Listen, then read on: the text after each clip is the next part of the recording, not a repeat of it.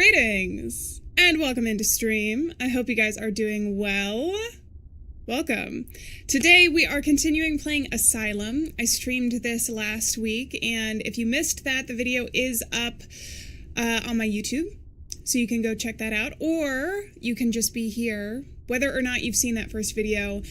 We didn't uncover too much of the mystery that there seems to be in this game, and the game itself is quite long, so I feel like if you want to just watch that a bit later, you can still watch it later and check out this live as we play it. But I hope you guys are doing well. It appears that the lives are working right now, so I'm excited. I'm going to say hi to some people in chat, and then we will get started. Also, at the end of last stream, I am going to try once again. I'm going to do it more towards the end of stream than the beginning, just allow people to come in. But I will do some memberships if I'm able to give them in chat. That's going to be on the main YouTube stream. I am multi-streaming, so if you're in one of the other ones, hello, welcome in. I hope you guys are doing well. It should be fun today.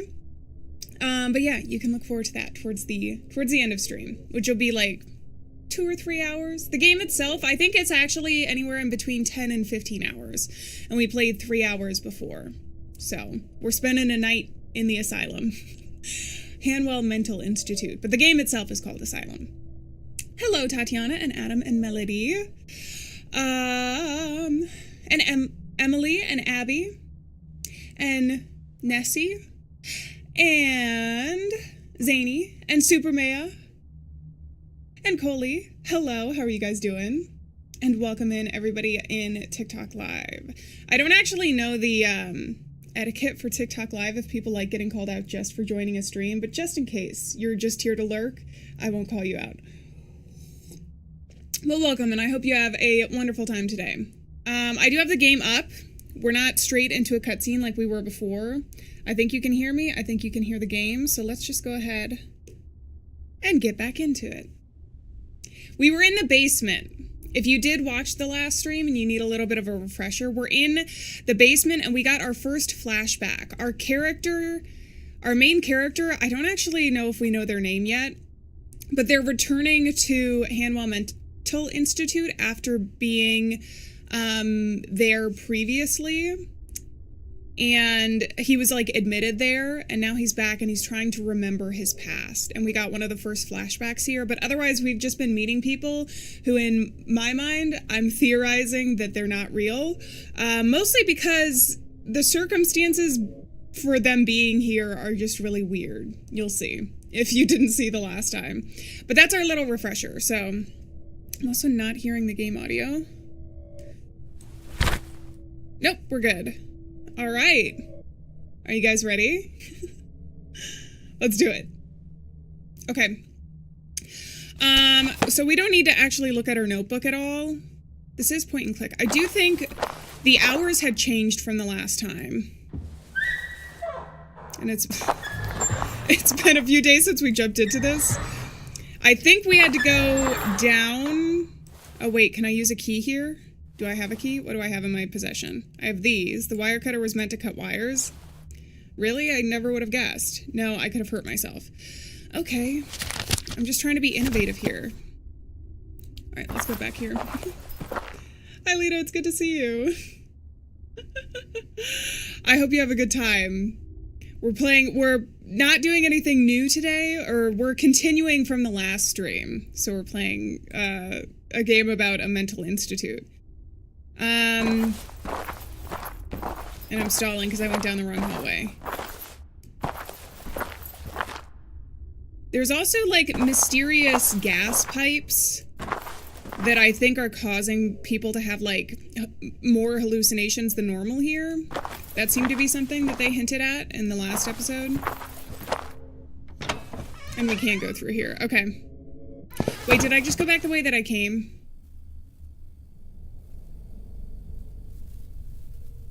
Where am I right now? Wait. Okay. No, because there was the rat here. So yeah, I am supposed to go through here. I couldn't get through here before. I can't pull up a map either, so that's part of the reason why I'm a bit confused. I didn't want to waste my time with this door. had no luck with this one. Well, probably nothing of interest inside anyways. Locked, but I was not dying to get in anyway. I have better things to do than fiddle with this random door. Okay. Yeah, I think this was the electrified lock. And now we made it out. Because I remember the rat. There was like a rat that had chewed on the wires that we had to get rid of. Locked. Oh god. What does he have? How'd you teleport?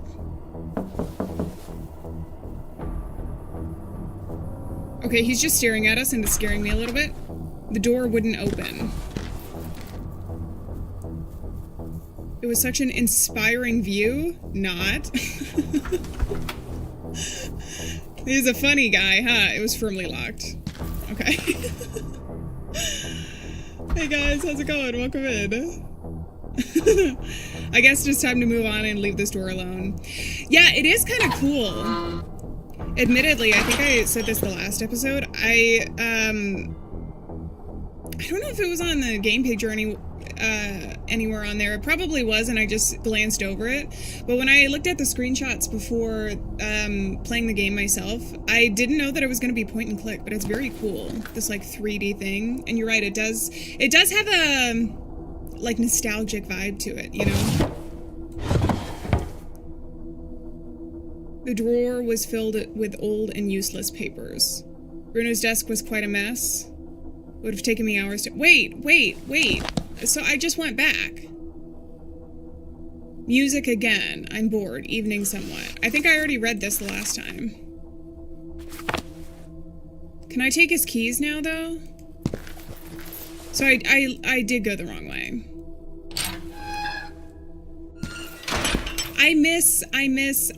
I've said this before, I miss games where you could just pull up maps obsessively, especially that have big maps anyways. Patricia, this game is called Asylum. That's the name of it. It's on Steam. And we're playing in Hanwell Mental Institute right now. But the name of the game is Asylum.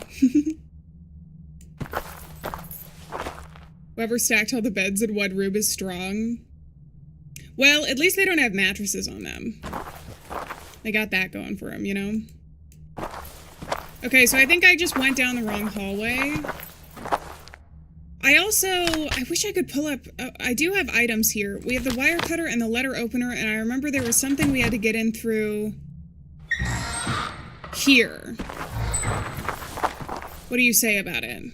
There is no way I could remove any of these boards with my bare hands. So I think we are probably going to have to do something with that, because when we had the flashback memory, they were mining back in that area, and that's also where the gas showed up, I think. Is that a hand? It's the hand that shows us where we need to go in the center of the screen. So it shows us what we can interact with, because we've got a, like, point-and-click adventure ahead of us. Also, that reminded me, this game would be kind of cool in VR too, considering it's got this setup already. You know how in VR sometimes they just have you move back and forth? Did I go the wrong way again?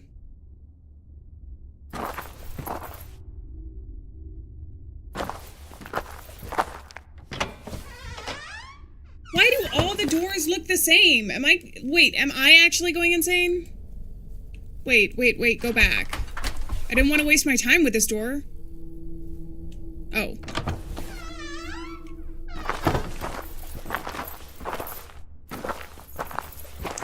Like, I'm going crazy. Also, happy St. Patrick's Day. I kind of forgot that was today. Thank you for the reminder. It's good to see you, Phoebe. I swear, I don't know where I'm going, actually. So this is the clothes, but this is the way that I came from. But can I pick you up now? No, he didn't want anything to do with this. The paint, the pressurized thing. So if that was Bruno's desk, then where the heck am I? I assume this place hasn't been maintained in a long, long time. So we just went back to the other side of the asylum? That's what that's telling me, basically. It does kind of give Outlast vibes. We haven't been chased by anybody, though. It definitely doesn't give the same paranoia that Outlast has. To this day, I think that's the game that my heart rate has been up for the longest, playing a horror game. I was like shaking at points when I was playing Outlast. But that's coming from somebody who, like, I don't play very often games that you have to use stealth as much as you do in Outlast. And stealth sections. Hey, Eddie, thank you so much for the 10 memberships. Hold on. Let me make sure you guys can hear everything.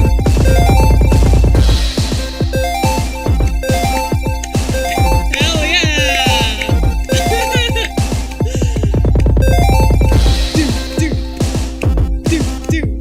Hell yeah! Thank you so much. And welcome in, everybody, to the Alieann. Oh, it was 10. Did I say 5? Holy crap. Thank you so much. That is incredibly generous. Oh yeah, I gotta spam some stars as well. Hell yeah. There we go. Okay, so we know that this is Bruno. His office, we're just on the other side now. Oh, you didn't miss anything, don't worry. I've been walking around trying to figure out what to do. Because we got through the door, but it just sent us to the other side of the asylum again.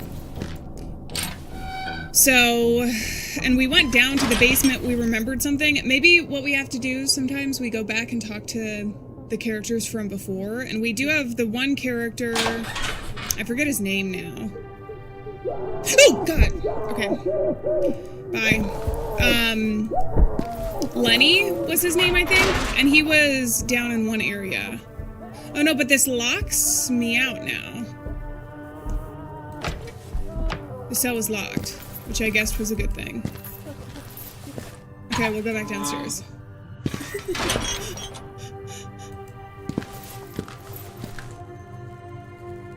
I haven't played that one. Skibbity. I don't think so. I do actually, if you guys ever have game recommendations, there is a link in the description for you guys to do that. It helps me keep track a lot better, because sometimes if I just read it in passing, I'll end up forgetting unintentionally. So that just helps me keep track of things a little bit better. Hey, yes.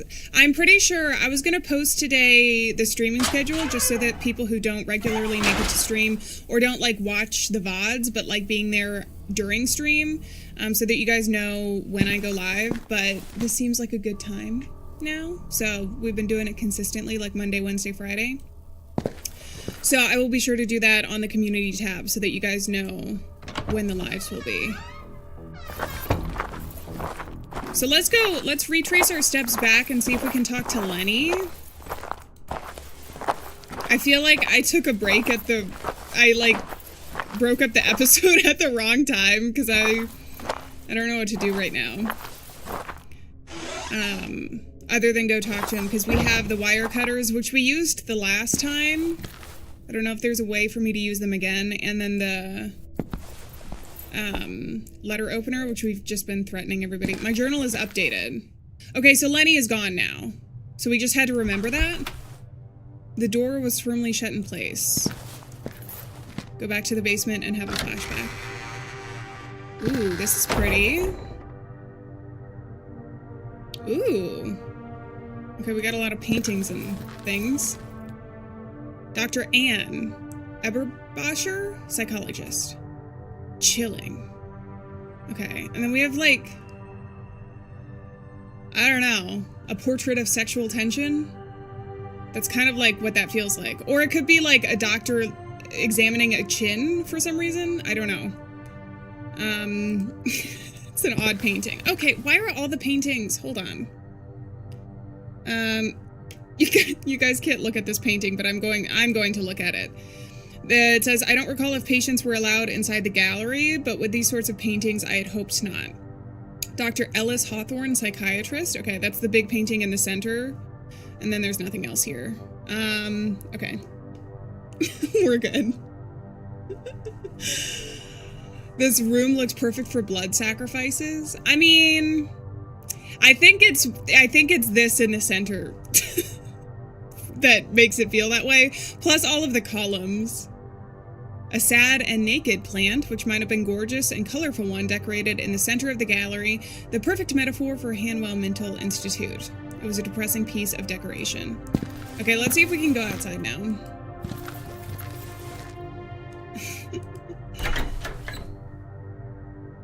Impossible. Someone is going to have to tear that door apart to get it open. Also, this is not a Roblox game, Ella. Sorry. This is called Asylum, and it's on Steam. Okay, so let's go back. Wait, I'm gonna go back this way, and then here. I know, me neither. Like, yeah, I thought it was an odd way of describing the plant, too. But I just went with it. I figure he knows more about this, this place than I do right now. We have the laundry room. The laundry, it was locked, wasn't it? Or am I thinking of a different room from last time? Clothes stained with the broadest variety of fluids you could imagine, with sources ranging from food to synthetic materials to bodily fluid, had braided through these places. Okay, gross. Disgusting. To think these clothes had been worn by patients. People may have known in the past, had they been discharged, were they still alive or sane? I pondered these questions in the lonely night. Oh, really, Ella? I didn't know that. There are, like, legitimately, I've played Roblox horror games before. There are some ones that are, like, that really are scary. They legitimately can jump scare you really bad. And I've never, like, made a game in Roblox or anything, but it's like, low-key impressive what they can do. Clothes stained with broadcast, or with the broadest. Okay, I'm getting confused. Let's go out here. Ah, see, now this is kind of pretty. The majestic yard in which so many patients communed and healed together is now in a sorry state, barely serving as a mere shortcut across the building. Okay.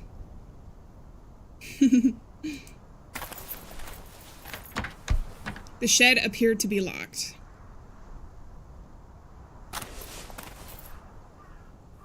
A once beautiful feature of the yard, the fountain was now filthy and in shambles. I don't know if there's anything that I can do. Maybe go back this way. D. Forso? Is that what that says? Why do they have like a grave in the middle of a courtyard here? It looks like a grave. The stone benches were still in good condition. It was just the view from their vantage point that was horrid. I mean, in its heyday, I think this building itself, the architecture would have been pretty. But perhaps he's hinting that there... I mean, we already know that there was bad things that had happened in here. Because we had seen posters for, like, shock therapy and everything. Could still remember the soothing sound of the water flowing, and part of me wished to see the fountain working again. Okay. The bush looked like everything else in the vicinity, dead and rotten. Can go back there. An incredible view from back then from these benches. Okay, so one was horrid and the other was incredible, just depending on the angle. A sturdy metal wire. And guess what we have? We have wire cutters. Hell yeah. The worn out tool fell apart when I used it for the second time. Alright, let's go. Hey, is she back? Ooh, her name was Julia, I think, right? Okay, and we can also look at the map. I'm gonna look at the map first, and then we'll go say hi to Julia.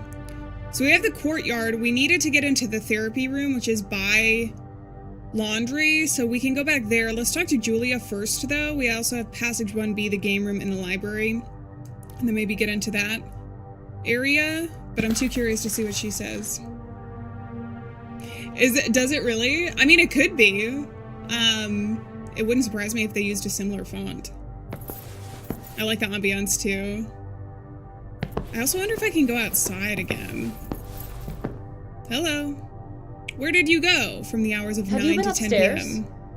Not at all. No? Don't lie to me. I thought I could trust you, but I may start having second thoughts. All right, I'm sorry. I had a quick look, but didn't go very far. Please, I told you, the upper floors are off limits. Don't make me regret giving you permission to enter the building. Don't worry, Julia. You can trust me. I won't cause you any trouble. Mm-hmm. Okay, interesting. We haven't been upstairs that I know of, so she must be hearing somebody else. It might be... We have the security guard and then also Lenny around here as well. Hey Jay, how's it going? Good to see you. I actually haven't played Amnesia yet. It has been recommended to me, and I do want to play it eventually. Because I know it's like a huge game. There's so many people that really love that. But I can't speak to whether if it's similar or not. So, this is a gigantic building. I mean, it's beautiful. The architecture is quite beautiful. But it'd be a bit overwhelming, I think. I constantly want to pull up a map. Alright, let's ask her about visiting the upper floors. So there might be some information I can recover on the second floor. I told you to stay away from the upper floors. That's right. My bad. Don't make me call Bruno. Speak with Lenny, I need too. to speak with Lenny. We'll talk about that. You mean the patient? Of course, yes. Leonard. Is he a patient of yours? Well... In any case, I don't know his whereabouts. Sorry. Leonard can be somewhat unpredictable. Just go look around. Okay, is there anything else important to, like, talk to her about? What about the construction? Are you aware of any previous construction work on the building? You know, before the upcoming renovations. Yes, I do remember hearing about efforts to turn the Kirkbride layout into a modernized configuration of smaller buildings. Unity... I'm not sure we're in Unity. Unit. That's it. The unit system. Interesting. And I guess those construction plans were never finalized? Well, I guess not. They were strange days. The place was falling apart. Budget issues, too. I see. Thank you. Okay, there's so much talk about the architecture, which is kind of interesting to me, and switching it around. Crawford. Do you know of anyone called Crawford? No, I'm sorry. Okay. Thank you for being very unhelpful, Julia. We can talk to her about Lenny, maybe, Do you know though. Lenny? It's funny you call him Lenny like you were friends. Yes, I know Leonard. We might have been. He's been around at the Institute for a long time. It seems like he's taking care of janitorial services. Oh, yes. I understand it's a kind of treatment of, positive reinforcement. That's it. Leonard is the... What's an appropriate word for this? The most normal of the patients we have readmitted so far? Yes, he seems quite nice. Okay. That's I don't all know for that now. she's actually giving us any I'll be more back. information. I don't know why she, left for those hours, other than maybe just to keep us from getting distracted.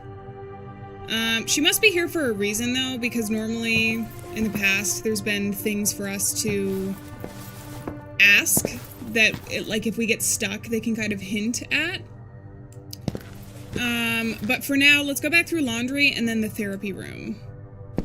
We're starting to open up doors, actually, so... Also, I wrote down Mr. Hop's Playhouse. If you guys are on YouTube, though, I'll mention this one more time. I do have a game suggest form. And I also saw someone mention Soma in the comments. I'm managing the cutscenes and chatting as well. That's another one that I'm really interested in playing, but I haven't gotten around to yet. So I am aware of it. It is on my long list of games that I want to play. I don't trust anybody in this game. I don't trust our main character. I feel like we have an unreliable narrator. But the thing is like, I don't know yet. We've gotten some hints as to what might be happening, but I also don't know if it's just misleading us. We'll see. Why can I look at this pile of dirt? Maybe I need a shovel eventually? That's my guess. The sink had long since outlived its usefulness. Okay.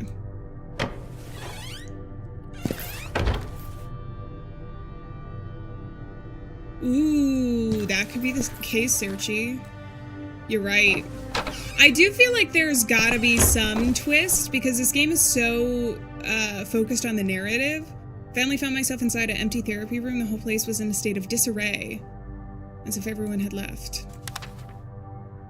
Alertness, attention, attitude, expressivity, etc. Oh, this is like a report card, but for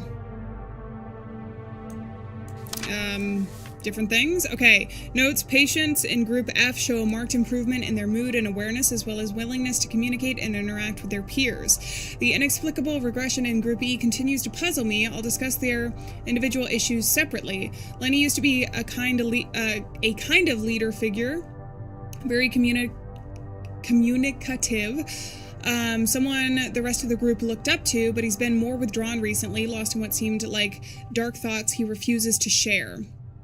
In the case of Hodgson, I could guarantee a smooth session, provided nobody brought up anything related to the nature of his trauma, but he's growing increasingly tense and neurotic. Okay, so that's another name I don't think we've gotten yet, so that could be us. Crawford has always been troublesome, but he seems more on edge than usual and even more of a problem these days, or that could also be us. And then there's Rebecca. Should have been allowed to do that. And then LaRoche, beginning to believe he's a lost cause. I think that we were part of this Group E, or at the very least, I think that they want us to think that. Because we got the memory, the Group E was the one digging in the tunnels down below. Seemed like the sort of therapeutic paintings you find in a therapy room. We have another door.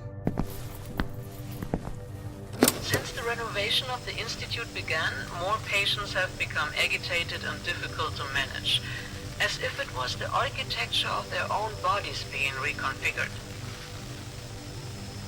The construction work has disturbed their existence in a way I couldn't predict. Some are even presenting with odd injuries, which none of the nurses can explain. Are the patients harming themselves? Is this building so firmly interrelated with their identities that changes in its structure will impact their states of mind by means of a kinesthetic regression? They rationalize structural changings in the surrounding geometry by imprinting them in their own flesh. Hodgson's is the worst example. Where are those burn marks coming from? I made inquiries and nobody saw him get burned. Perhaps he was allowed to assist in the kitchen and he refuses to discuss the burnings. And knowing how much the subject terrifies him, I did not press him further. But the scars are disturbing other patients in Group E. They believe his scorched skin is some kind of heavenly punishment or stigmata. And they're all going to suffer the same fate. This is ridiculous and degrading. They were my best group, my most remarkable achievement. Yet no one gives a damn.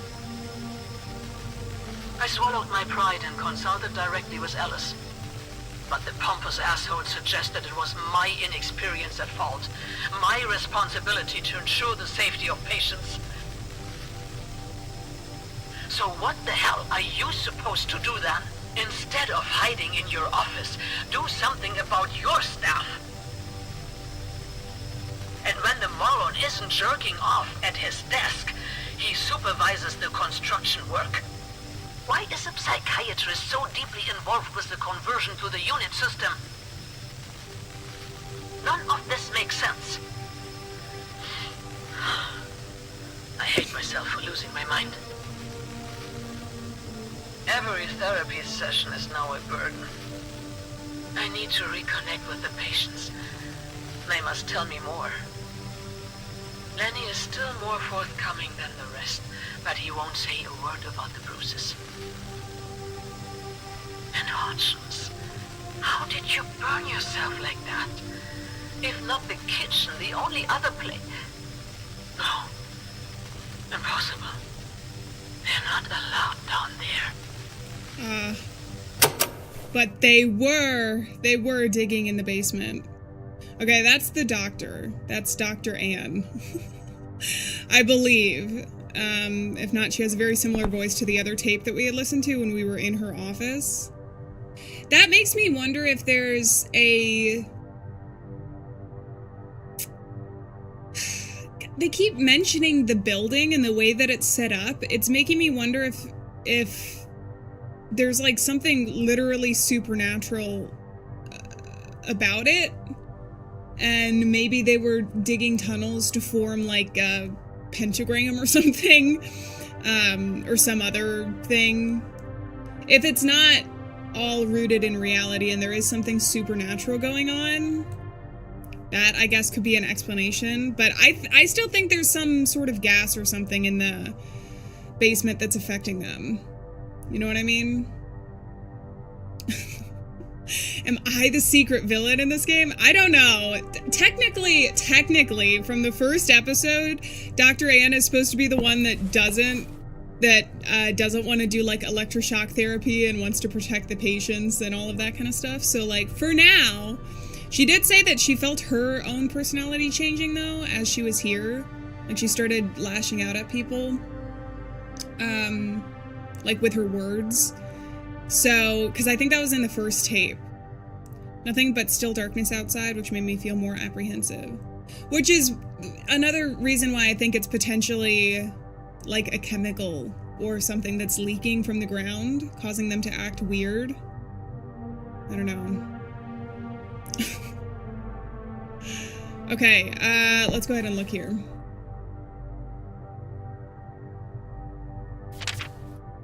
Beatrice LaRoche, or Bertrand LaRoche, 35, moderate, male wing first, that and that.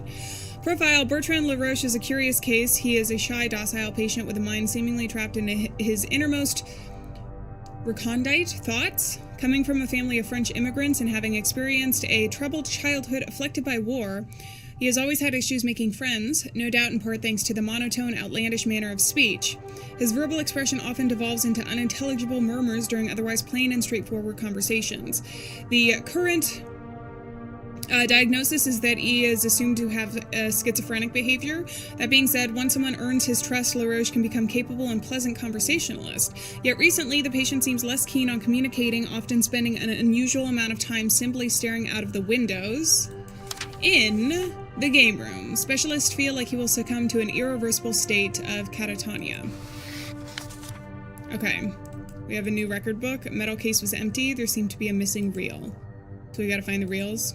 The projector wouldn't work without a reel in it. And I don't think I have one. Okay, that's that.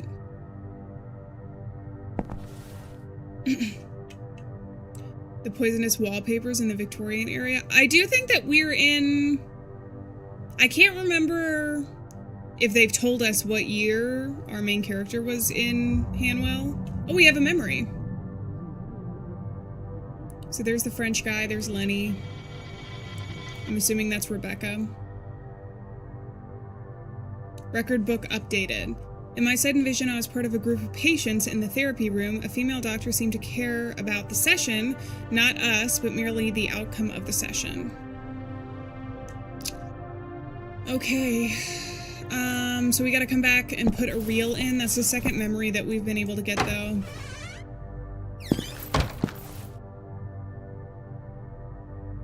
Keep going back down this way. I think that just takes us back into the therapy room. A fence had come loose from the window, which I trusted would be fixed for the reopening. I don't know how they're gonna reopen this place, dude, but... Okay, so we're right here, we're in the passage, and then we can try and get into the game room, and maybe the shed and the library as well. Were we in the library? No, we were in the laundry room. The game room used to burst with activity in its heyday. It was a fine accomplishment of the Institute that patients could coexist peacefully playing games together. But now the room was in shambles.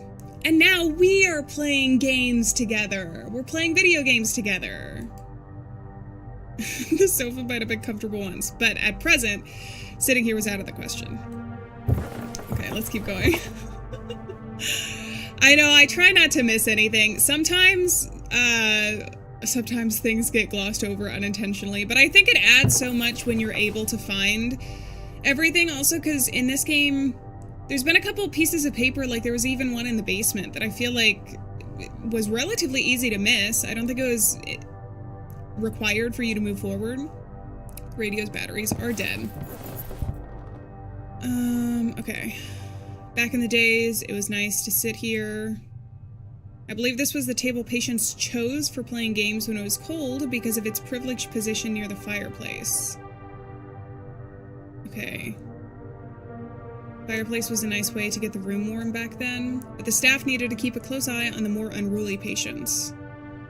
I remember the warm glow of the sun coming through this window, a simple but invigorating trait of the game room which contributed to my healing. Now the window is covered with filthy rags.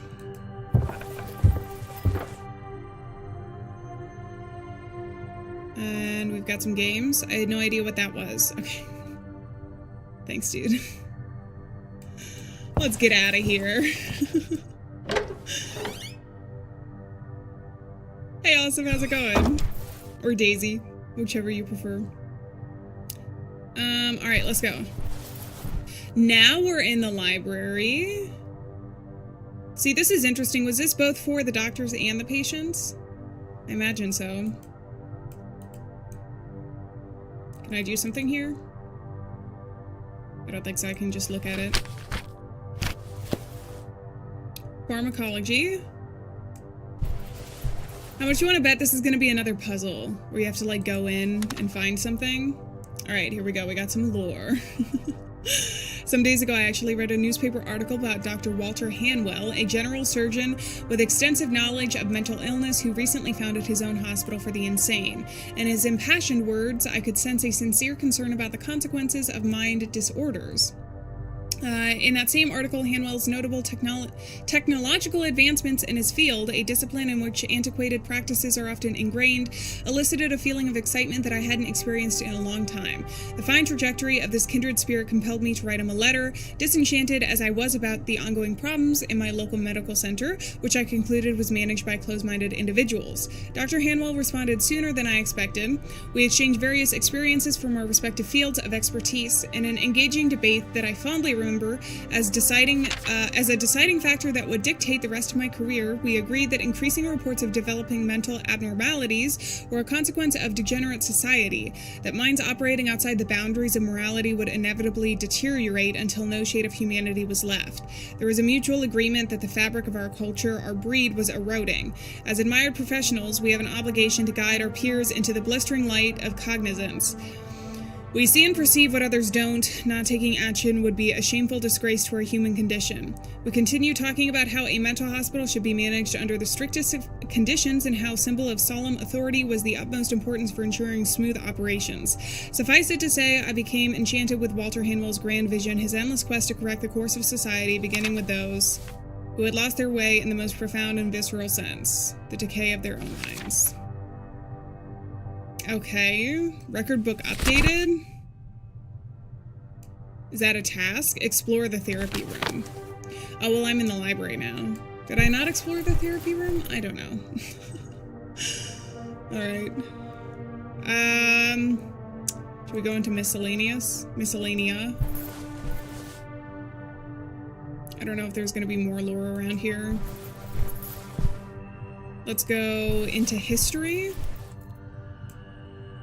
Someone, a patient, a child, seemed to have scribbled something on the cover of this book.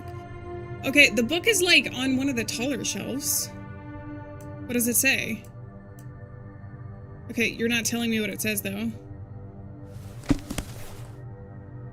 Oh, we got a lot of reading. All right, you guys ready? Let's do it. Aiden, I believe so. Oh wait, I'll pick it up again. Because the diagnosis is actually here. Wait, scavenger, that's new. I wonder what causes this to update. But this is the pause menu essentially. And it says diagnosis schizophrenia scavenger.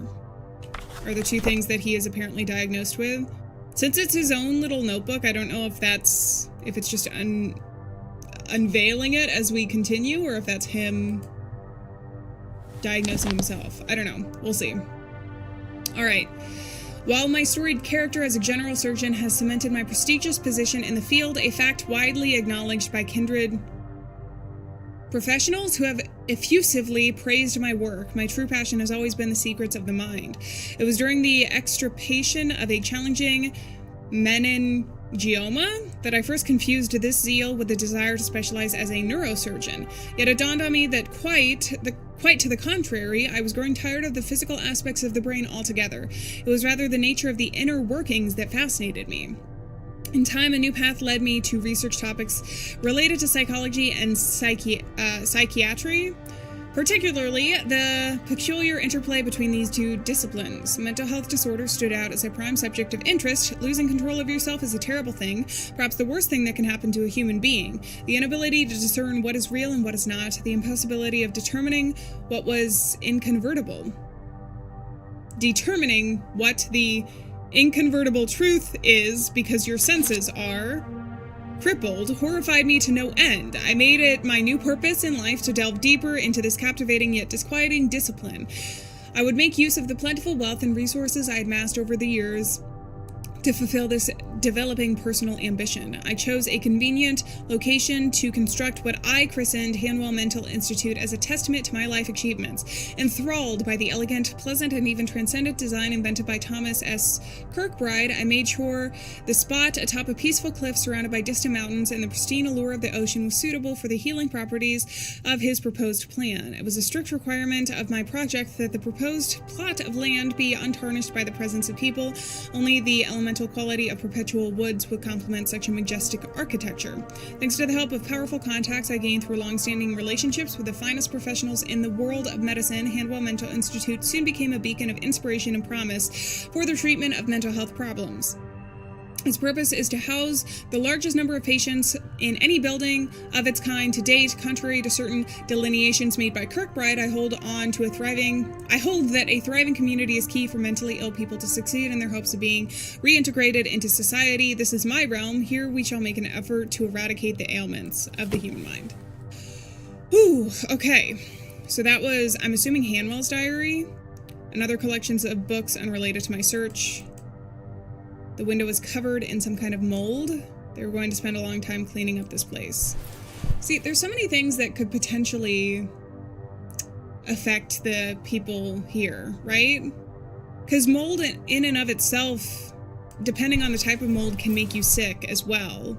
I don't know about hallucinations or anything, but I do know that it's not generally a good idea to breathe in lots of mold. Castle of the Forest, it looks like some fairy tale. It was still dark and quiet outside. Alright, I don't see anything else here. Neurology and history. An old, unpublished manual about some kind of biopsy machine. Alright, here we go. Let's do it. Stereotactic transorbital brain biopsy equipment. Draft of instructions. Warning, this equipment is still undergoing extensive test. Any use of this machine on a living person must be supervised by a qualified professional. The Strab is a novel device capable of extracting a brain tissue sample without performing craniotomy. It makes use of an empty space around the patient's orbital to reach areas of the brain without damaging the eye or causing long-term facial paralysis. Depending on the cranial structure of the patient, the coordinates of the transorbital device may need to be reconfigured in order to determine the correct angle for the procedure. The subject's height is not factored into the coordinates calculation, since the head should always be fixed in the proper position. Ensure that the subject's body lies comfortably on the bed, which can be extended for this purpose. Coordinates are calculated according to the body mass, gender, and age. For example, an adult male weighing around 80 kilograms may need an angle between 180 and 190. The margin of error is calculated by the machine and compensated for using a state-of-the-art sensing component to aim for the correct entry point in the patient's left orbital. I think this is for lobotomy. The needle may retract and move forward with a number of times during this process, which is normal. The device always aims for the left orbital by default, while recalibrating for the right orbital as is possible. This makes no practical difference for the procedure. Before starting the procedure, Be sure that there is a professional validating the data provided by the control panel and the assistant positioned close to the patient in case of a reflex action during the procedure that could lead to irreversible damage to the patient's eye. Properly securing the harness should minimize the possibility. For a successful procedure, follow the steps below. Turn on the equipment using the control panel. Oh, I might need to know this for later. Rotate the principal knob to the appropriate unit that corresponds to this patient's cranial dimensions. This will set the target coordinates. The person assisting the professional should evaluate whether everything is in the correct position, particularly the harness. It is of the extractor needle and the bed. The supervising professional at the control panel may pick up the wired activator and press the button to set the procedure in motion.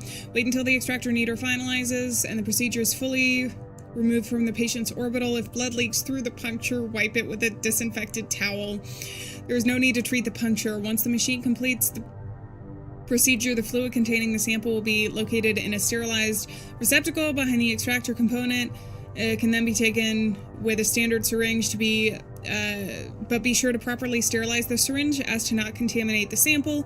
Inspect the patient's orbital for any unexpected damage, then have the patient remain seated on the bed to recover from any dizziness. The brain sample is then ready to be examined under a microscope by a qualified pathologist.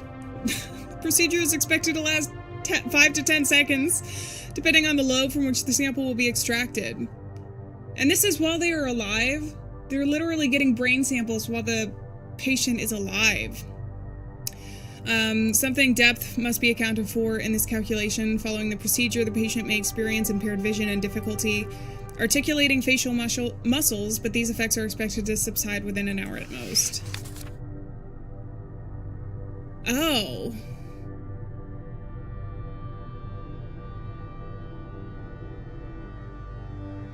Was I misunderstanding that? Because these are things from other areas of the body. Pancreatic tissue, lung cancer, prostate,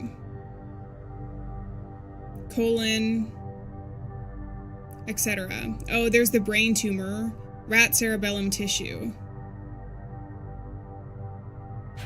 I don't know. But that would be related to brain cancer rather than mental illness if they were trying to look for cancer tissues. Barker something. The conspiracy against the human race. Didn't seem whatever. Okay. But that was one of my questions, is it feels like the library has quite a lot of medical books as well, so I have a feeling that the doctors used this. Okay. Let's go.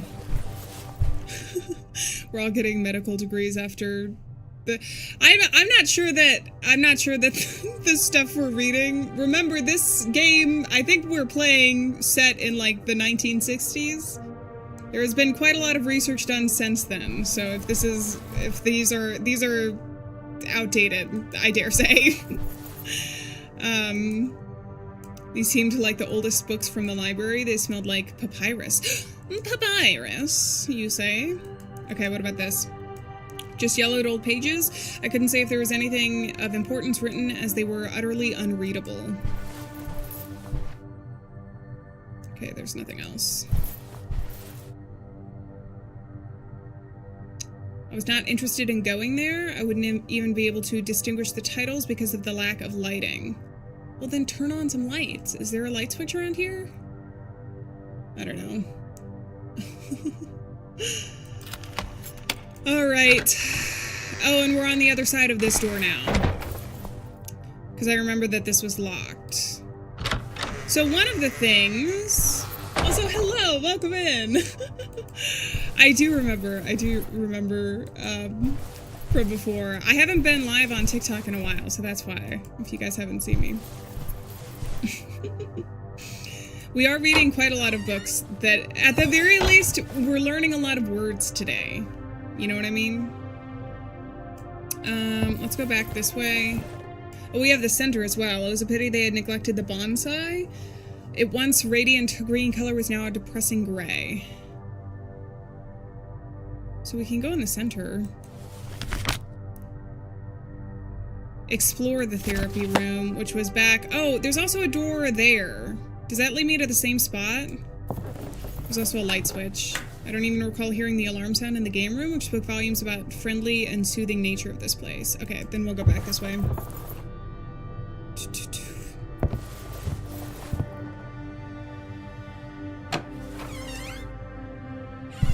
Oh, this just takes me to the other side of the library. Okay. Ladder provided quick access to the most neglected volumes on the top shelves. It's not friendly or soothing right now, but like I said, the architecture and everything with some warm lighting and stuff, I don't know. It might have been. I guess we'll get to see the memories. I still stand by the fact, though, if they were doing, like, shock therapy and, like, actual lobotomies and stuff, it would... You wouldn't be able to put enough curtains or candlelight to make some people comfortable, after experiencing those things, so... Okay, so let's go back to the therapy room, since that's something that we have to do. That's, like, marked. And then we'll see.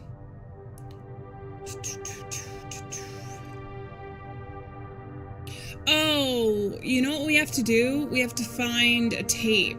Is it gonna be in one of these things, then? So many names, no wonder Hanwell Mental Institute have been renowned. This place was highly active back in its heyday. If I were a tape, where would I be?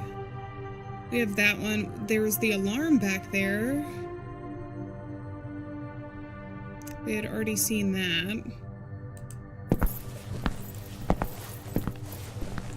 Did I already look at this? I think I did. Could be one of our names. I still stand by that. We know some of the characters' names. I don't know. I do feel like I missed something.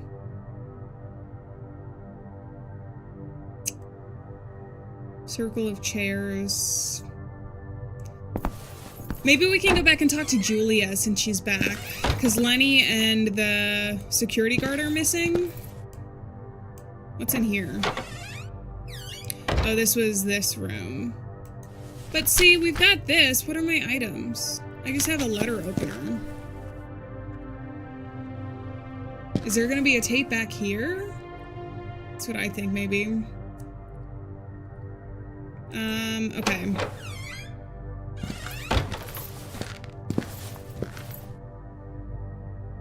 We also have that room and the laundry. See, this is the only problem, is I feel like I might have missed something, and we've looked at so many rooms. Nothing else here. I pondered these questions in the lonely night, he says. How poetic. Alright, let's go back.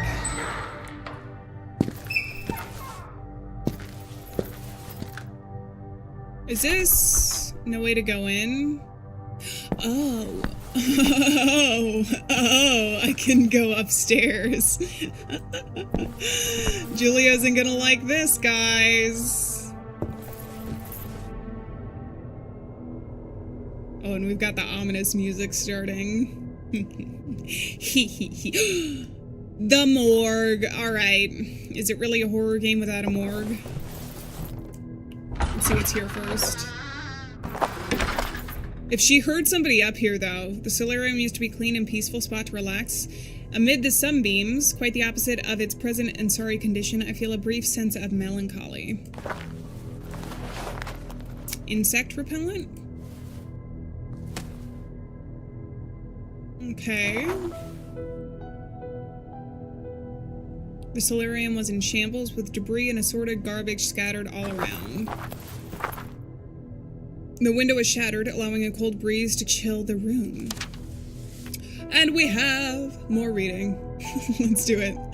Record of patients housed in local hospital. The renowned surgeon who keeps receiving encomiums? I don't know what that means. From his peers, Dr. Walter Hanwell, director and founder of the mental hospital named after him, has made public the number of patients hosted by his institute. At 272 patients, I'm writing that down. Anytime we see a number, 272 that's specific like that, and 54 staff members, the establishment has positioned itself as one of the most highly populated mental institutions in the world. It has become the pride of our region. Dr. Hanwell recognized the importance of Kirkbride design and architecture system in serving the house large... Wait, I lost my place. Dr. Hanwell recognized the importance of the Kirkbride design and architecture system in serving to house large numbers of patients in healthy and comfortable environment. However, reputable psychiatrists disagree on this and warn about the dangers of an overcrowded building, including managerial problems and ethical dilemmas. According to the Kirkbride plan, a hospital for the insane should not exceed a maximum of 250 patients, contrary to Dr. Hanwell's claims. We acknowledge the mandate of the Kirkbride plan, and my talented staff is keeping our patients under tight control, said Director Hanwell. Our methods are efficient, and my experience in the field has allowed us to improve on Kirkbride's august design.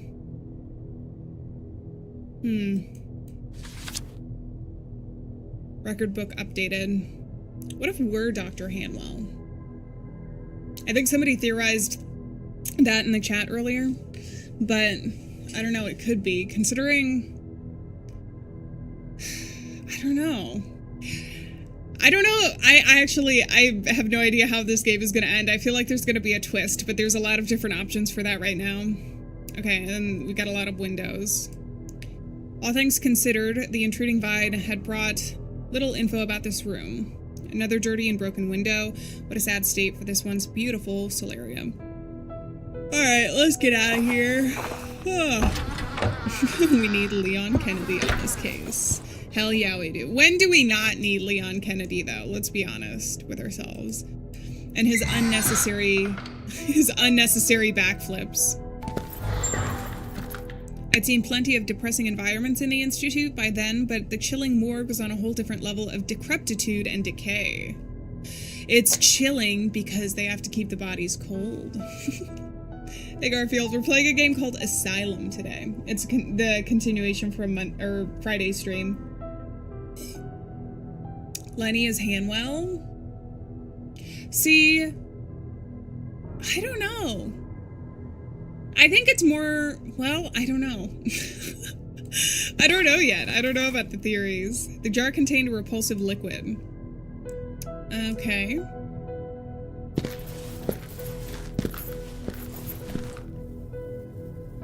Anything else here? Shards of broken glass protruded from a broken cabinet, suggesting it was best to steer clear. Some organ, bizarrely still fresh, was in the tray. Bizarrely still fresh? Okay. There's a lot of blood. Some boxes and hammer. I shivered at disgust while pondering what they must have been used for. Don't these hammers look kind of like the ones they used to test reflexes with, though? I don't know why that would be in a morgue, though. Okay, gross. There are a few frightening tools inside the drawer. What about here? Random junk. Is there anything else I can open? Oh, I can open the other drawers. I don't know about its purpose. Okay. Does that mean then I should try and open these, like the top and bottom? Regular dirty rag with some blood on it. Ugh. Ugh. 1, 2, 3, 1, 2, 1. There's different drawers here. Faucets didn't work. Rendering the morgue unusable, or at least I hoped so. Fortunately, the lamp wouldn't turn on. Handle wouldn't turn. Okay, we got a lot of stuff to explore here.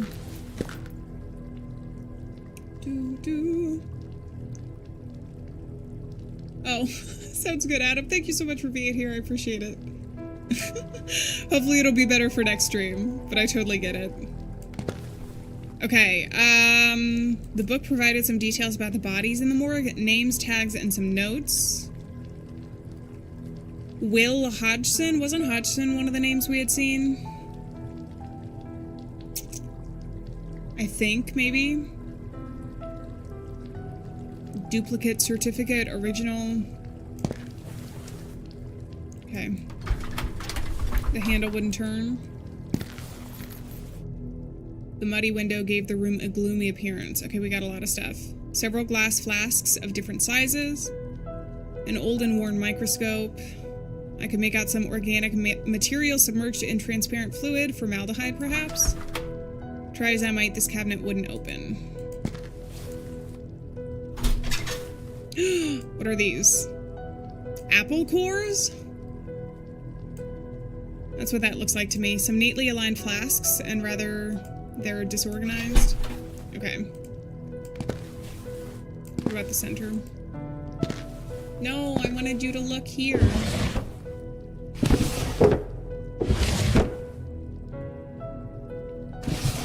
Okay, we got a lot to explore, but not a lot. Another apple core? Another interesting... Apple a day keeps the doctor away? It seems like a myth in this morgue, considering there's apple cores everywhere, unless they were killing the doctors. Only some random stuff in here. Okay, I don't know if any of this is... There seemed to be nothing in any of these drawers. And then we've got the organs and the stuff there. We also have another organ, it seems like, right behind us.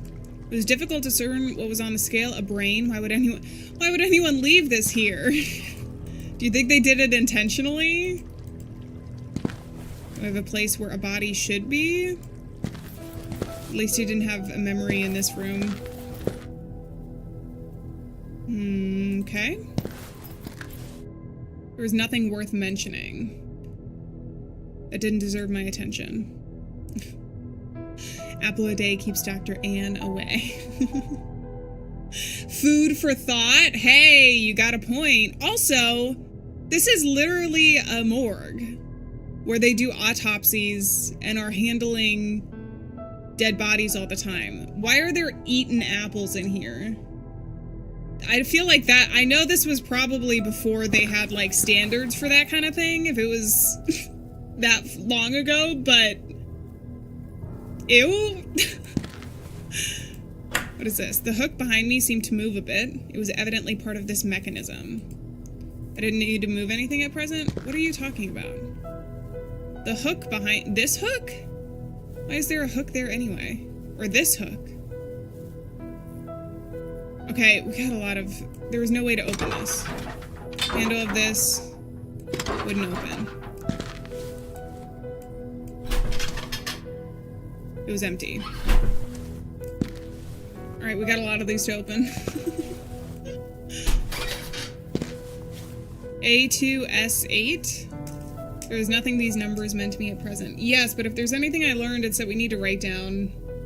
Or A258 or something. We must write down everything. Oh wait, this is a body though. I just realized we're not just looking at random numbers. What a disgusting mess. It seemed like someone did this on purpose. Perhaps a sort of protest. What are you talking about?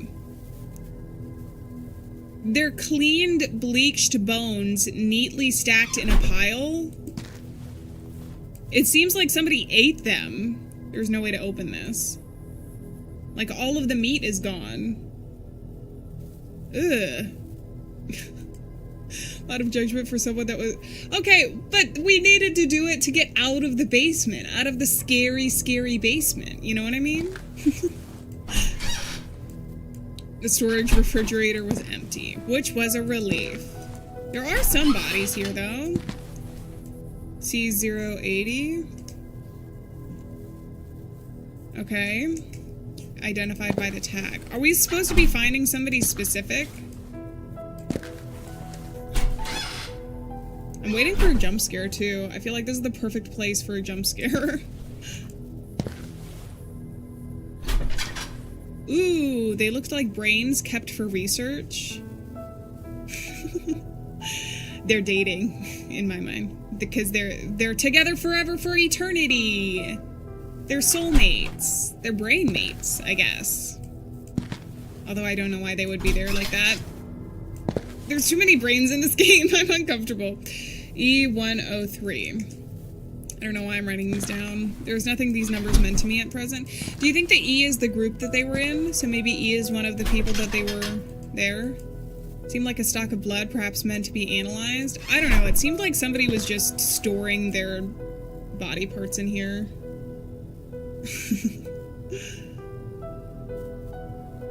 There's no way to open this. Okay. We just have like 3 more of these. There was bread next to the blood. Was that bread? I thought it was like a liver. There was nothing here. That's interesting if that was the case. Empty jars, thank goodness. If that's the case, then I wonder if there's supposed to be, if we're supposed to be picking up on like religious imagery here. Because bread and wine, the blood and body, like that sort of thing, and then also the apple. Just a pile of empty flasks scattered on the tray. There's no way to open this. Okay, so we obviously have to pick up one of the bodies at some point. But what did I write down from before? 272 patients were in here. I don't know what we need to do for that quite yet. So let's just get out of here for now. Just a little moldy though. It's still good. I don't know. I wouldn't trust it. It's in the morgue. All right, we got the bathroom up here. Ew. Ew. What am I looking at down there? Is that the bathroom from downstairs? I can turn the water on. The water seemed clean. I didn't want to wash this. Oh, so I'm gonna wash something in there? No water here. What about the toilet? Can I flush the toilet? I was thankful that I couldn't see anything in those toilets through all the dark surrounding me. The foul smell from the broken urinals permeated the whole room. The lights didn't work here. I feel like we're gonna leave one of these rooms and Julia's just gonna be there and be like, I told you not to come up here. Laboratory.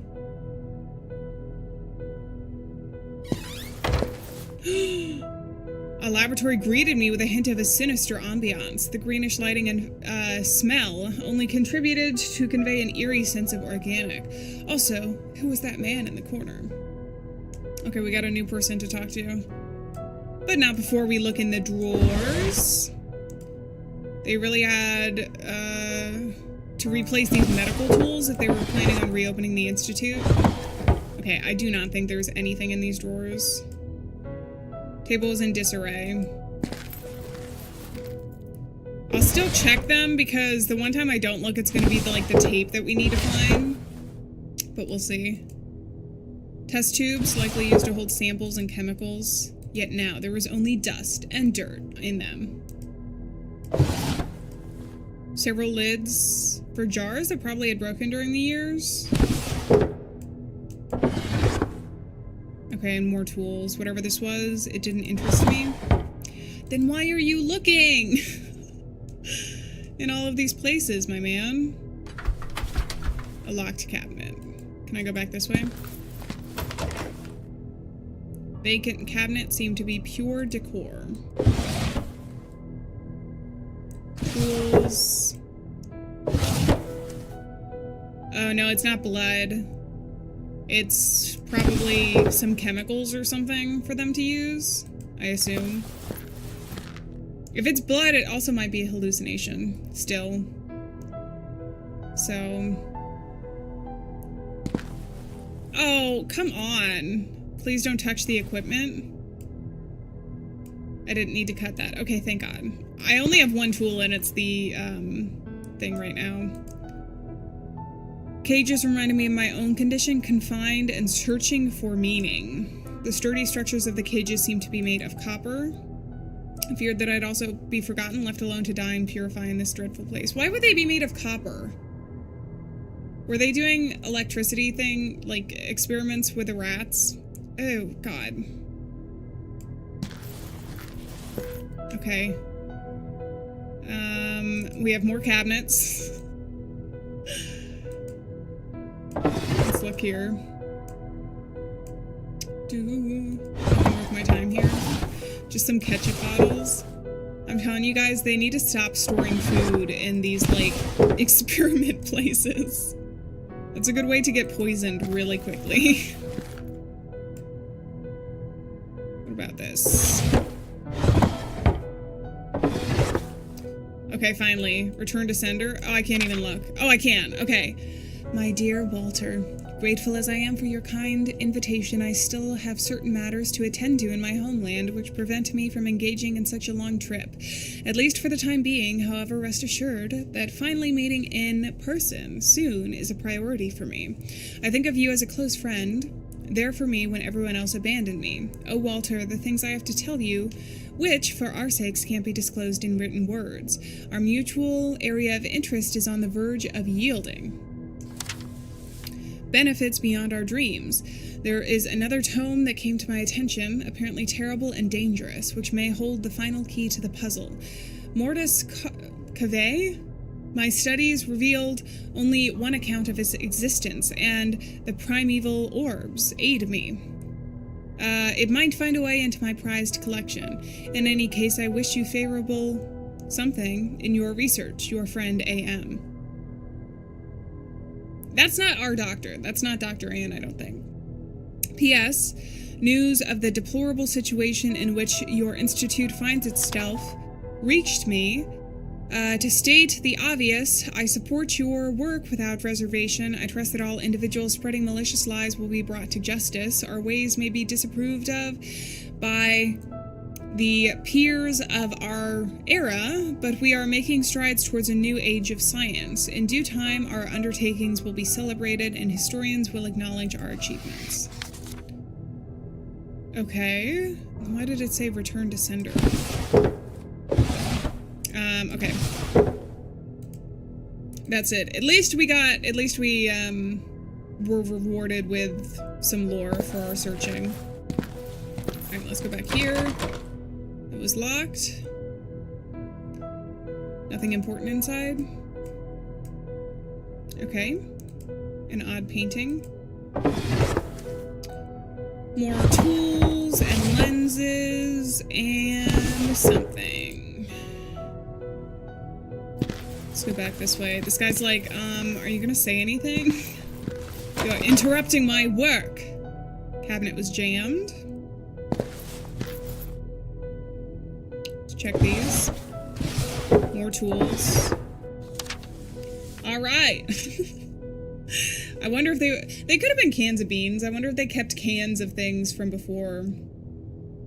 I'm assuming that it was a painting. I don't think we've seen any photos in Hanwell. No, we have, but they've been in the files. We saw a photo of the group therapy for Group E, I think, before. But I think all of the stuff on the walls are paintings. Which they could still be, like, medical paintings, I guess. If that makes sense. Because it seems like Dr. Hanwell had history before he ever opened up the mental institute. Which we're going to read about. The influence of Ambrose Miller. Another notable chapter in the Chronicle of Hanwell Mental Institute involves the cordial relationship... Oh, A.M. That was the letter that we just read, I think. That developed between Walter Hanwell and Dr. Ambrose Miller, a renowned chemist researching experimental drugs. Dr. Miller first achieved widespread fame overseas due to his involvement in the standardization of clinical drug trials, including the use of placebo-controlled and double-blind tests. Regrettably, Dr. Miller's accolades came to an abrupt halt after the devastating thalidomide tragedy in which thousands of babies were born with malformed limbs as the result of their mothers making indiscriminate and unsupervised use of the drug to treat nausea during their pregnancies. It has been said that Dr. Miller's insistence on demonstrating drug efficacy with no regard for safety played a significant role in the dark chapter of modern medicine, since his insistence that patients adopt the use of thalidomide has been recorded in multiple testimonies. Following this shameful debacle, Dr. Miller shied away from the public eye and became a recluse, maintaining communication with only a handful of select colleagues. It was during this quieter phase in his career that he began to exchange a feverish stream of missives with Dr. Hanwell. No one knows the exact nature of their ardent debate. It was established by acquainted sources that Dr. Miller was fascinated by the ambitious goals of his colleague, as well as the luxuriously equipped laboratory in his institute, but it was also rumored that these professionals shared a passion for the non-secular side of medicine. More recently, Dr. Miller emerged from his seclusion and during an interview expressed interest in becoming staff member at Hanwell Mental Institute. I think this is, I'm pretty sure that's the actual name of the drug as well. That was an actual thing that happened, by the way. There was like a drug that was used to treat nausea, but they didn't make the connection, or if they knew it, they were still prescribing it to pregnant women, and it caused a lot of problems. It's one of the like ethical cases if you ever study like biology or chemistry or anything along those lines.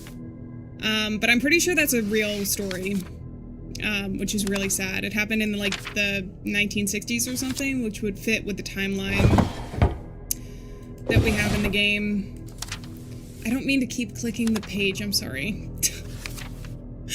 I'm trying to click out of it. Okay, what about this? Oh, there was nothing. Let's see if this is Dr. Hanwell. Or maybe Dr. Ambrose.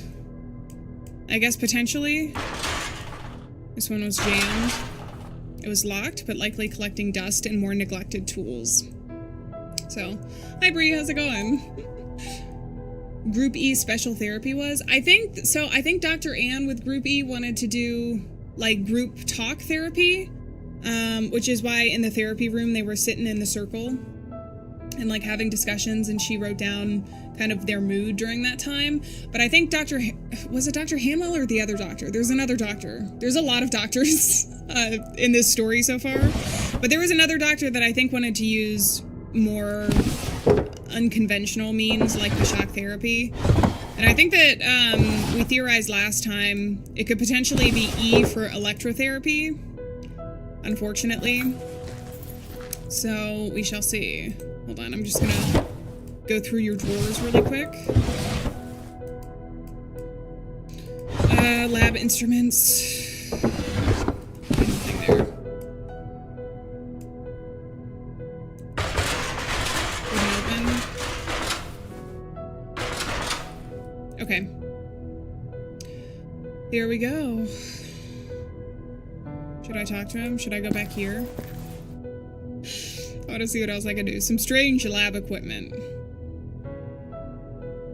Alright. Who are you? Hello? Am I interrupting something? Who are you? I'm a former member of the Institute. I came here tonight to look into some docu. Well, this is highly irregular. Did Julia let you in? I'll need to have a word with her. As you can see, the building is not in a condition for you to go anywhere you please. Oh, but I'm only going to the allowed areas. This area is not allowed. We're on the second floor. Sorry, my mistake. But would you mind if I asked you some questions? I was in the middle of something important, but go ahead. I assume you are... I'm the new director of the Institute, Dr. Ambrose Miller. Ah. My purpose here is to honor the vision of my former colleague, Dr. Walter Hanwell. Pleased to meet you. Hey, so I read about you, both your letter and an interesting news article. Let's just The reason go from I'm top here to is to bottom. research the older history of the Institute, from its heyday until the strange circumstances of its collapse. As you can imagine, that's not a topic we like to discuss here. We prefer to look forward, not back in the past.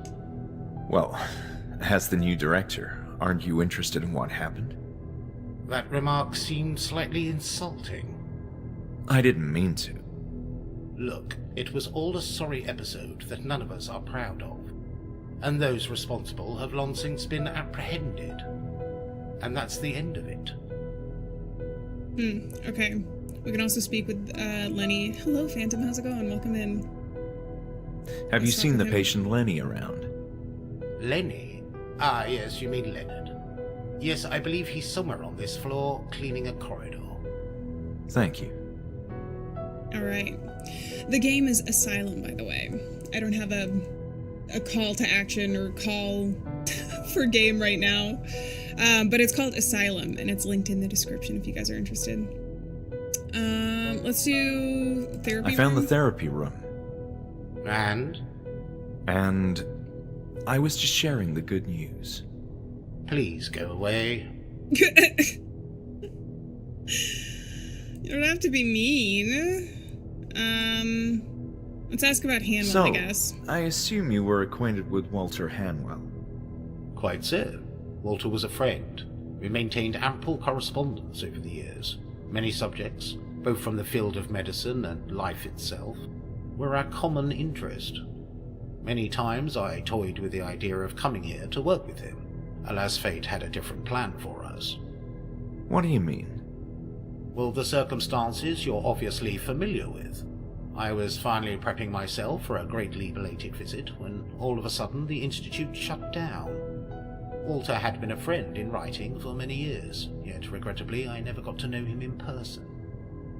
I think they were lovers. That's the vibe that I get. I thought that they were lovers from that first letter that we got. I think that they were colleagues, but I don't know. I get the vibe.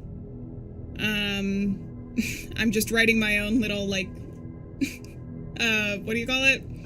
Fan story between them? Okay. Why the shutdown? We'll ask about that Why next. did Hanwell shut down all of a sudden? That's not a topic we are discussing here, as you can imagine. I'm interested in learning the truth. Truth these days is a social construct.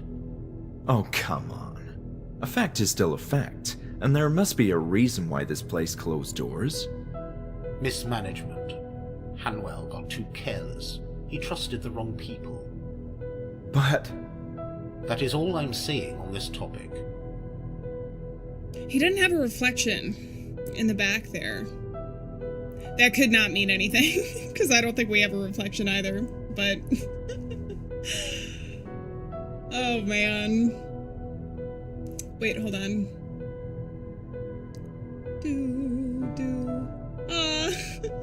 Say hi to Cassie for me as well, Julia. Both of us are vampires. See, that could be the case, too.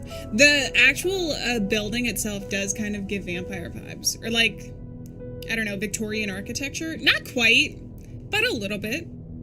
I could see it. That's why there's blood everywhere. I feel like they have to tie that in as well, though. Because if we do consistently see blood and body parts... I don't know. I still feel like there's weird stuff going on. Like, it's so... We haven't had enough, like, threads to kind of tie together what's happening yet. At least I haven't yet. I have some ideas, but I don't know that I have, like, a theory that I believe in wholeheartedly yet for this game. Let's ask about the patients in Group E. With the term Group E? Yes, that's a therapy thing. Patients were organised into small groups and encouraged to discuss their fears and problems in confidence. In a more controlled environment, they were treated by, what was her name? Dr. Ebers-Baker. Okay. Oh, I guess E could also stand for her last name, Dr. Ebers-Baker. I understand there's an ongoing process of reopening. You seem to be acquainted with our circumstances. What's the plan? How long will this last? Difficult to estimate. In addition to cleaning, which will demand a lot of time in itself, there are structural changes planned. It's a considerable investment too. So as you can imagine, we'd like to accomplish this as soon as possible. Okay, I don't know what the right thing to ask is here. We can ask about my condition as well. What condition would you say can lead to chronic hallucinations? In my experience, extreme stress. For example, panic attacks. Abuse of illegal drugs and other substances too. But most likely it would be something related to the brain, a physical problem, such as an imbalance of neurotransmitters. Schizophrenia can cause hallucinations as well. Thank you for the thorough explanation.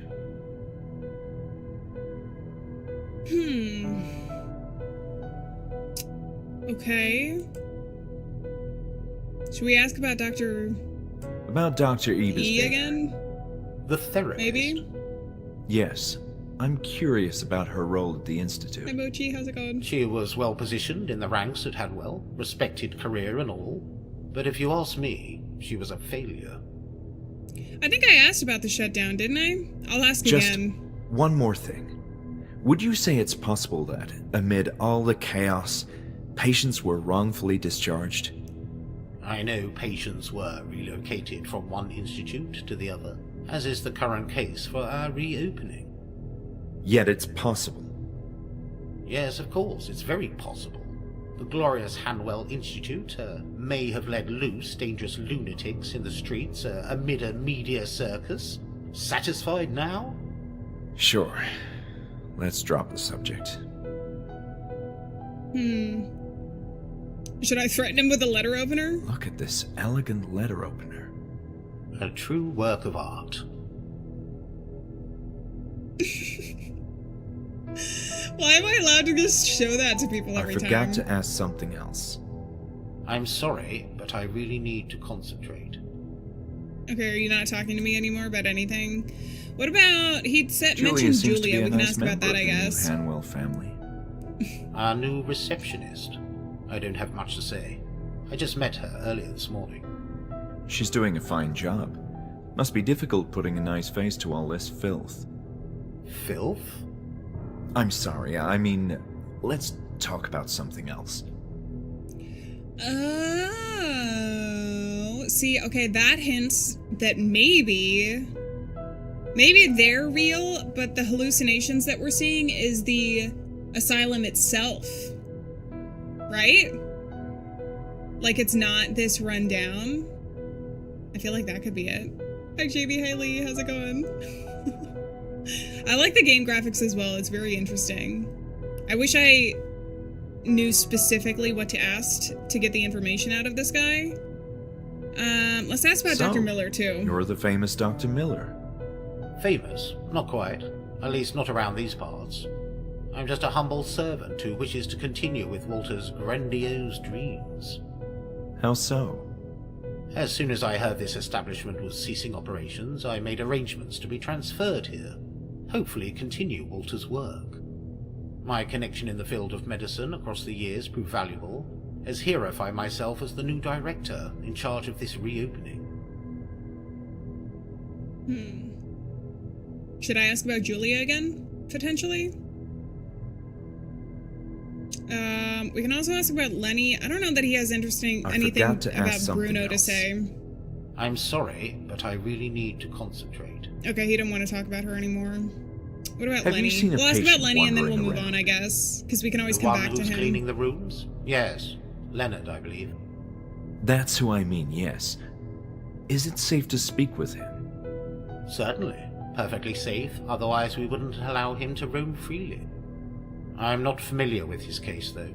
We are simply continuing with the same treatment he had in the past. Okay. I'll be on my way. I'm gonna stop asking questions unless I have something specific to ask him.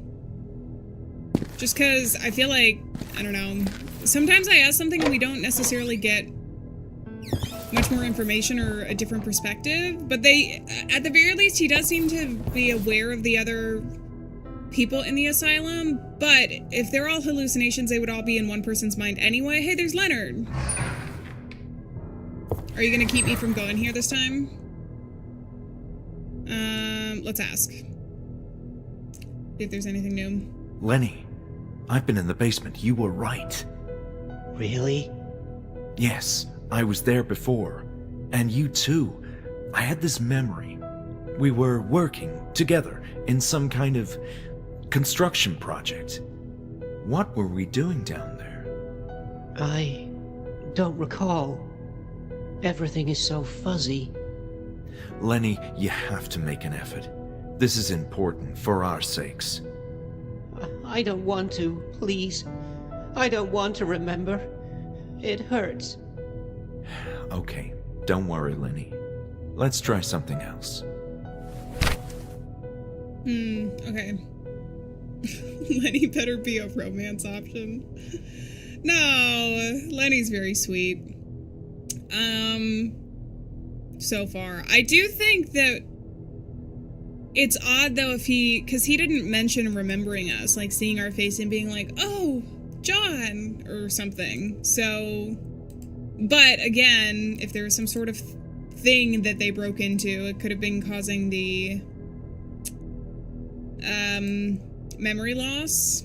We can ask about some of the different people, I guess. Did you ever meet the former director of the Institute, Walter Hanwell? I'm not sure. I saw many people walking around in the Institute in the past, but no one ever told me who Hanwell was. I see. Thank you.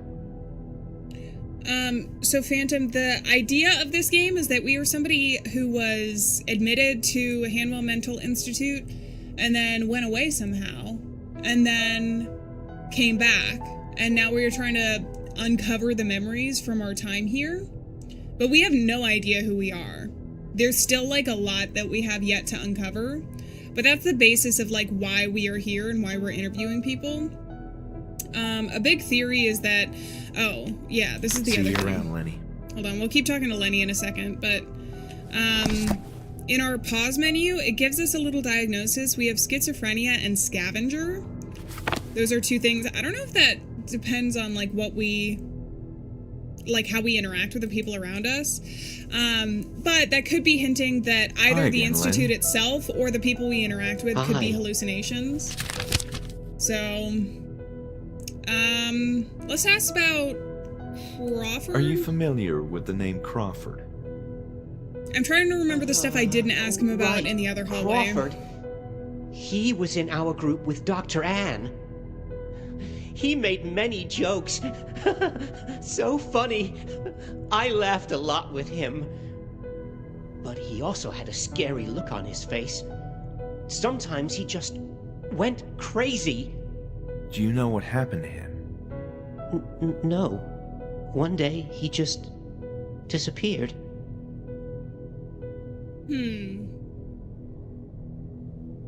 Everybody disappeared, it seems like. Because he keeps asking what happened to the people who were here, you know? For sure. Yeah, that's another game, Alien Isolation. That one's is that a long game? I feel like that's a long game. I'm trying not to start any, like, extremely long series until we finish out the stuff, like, already on the channel or already planned on the channel. Because I still have 2 Silent Hill games that I wanted to get through. But I swear, I have a list of the recommended games and, like, how much they are recommended and everything. Did I ask him about Miller? I think I did, didn't I? I'll ask again. Is there anything else you can tell me about this? No, I'm sorry. It's okay, Lenny. So I think I asked him about that. We can show him the letter opener again. Is there anything else you can tell me about this? No, I'm sorry. I know, I feel like Lenny needs a hug. He seems lost, and not just because we're in a gigantic, facility. Construction Lenny, works? can I have a word with you about the construction area below? No. I said I don't want to remember that. Okay, I'm sorry. That's fine, Lenny. It's okay. I'm sorry for pressing again. Okay. I should be on my way, Lenny. I don't know that there's anything more Stay that we safe. need to ask him specifically right now, so let's just see if we can get by him. Oh, we can't actually. So Lenny just kind of acts as a, like a wall, basically, to keep us out of certain areas. We can go back into the laboratory. That's where the bathroom is. Have I gone down? Oh, this is the morgue. There was a door. No, I don't know what I'm doing. Ah! We also have the sunroom. I haven't picked up any more items. Can I go upstairs again? I also don't think I've been on this side. Museum. Let's go here. Patients were allowed to pay short visits to the Haunting Museum of the Institute, which, rather than a sanctuary of science and erudition, has now turned into a grotesque carnival of abominations. Were those ears? But why? This exhibit displays hands of various shapes submerged in some kind of liquid.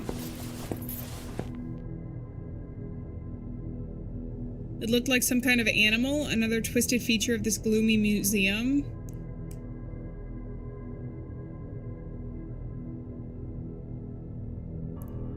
An abomination of nature? I'm sorry, what? It was a jar with something odd inside, an organ shaped like a pastry? Hideous.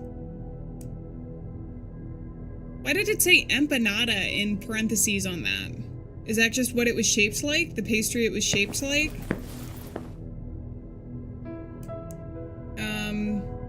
I guess I can look at the x-rays. A series of radiographs showed from various areas of the human body, human brains. Charming. What was the point in displaying some more surgery instruments?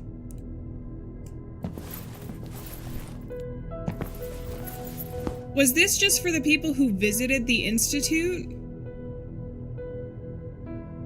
Some instruments for unknown purposes, which I didn't want to discover.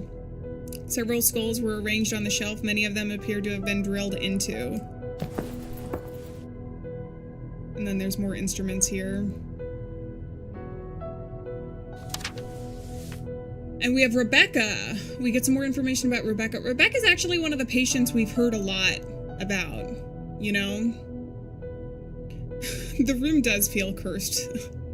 Condition unstable, Group E. Profile: Rebecca Bierce did not suffer any specific ailments early in life, but fell victim to a violent act as an adult. She was found in a state of shock by the authorities who rescued her, and after a medical examination, she was found to be pregnant. The perpetrator was never apprehended. During the period following the assault, Bierce exhibited delusional behaviors and panicked whenever men were in the same room as her.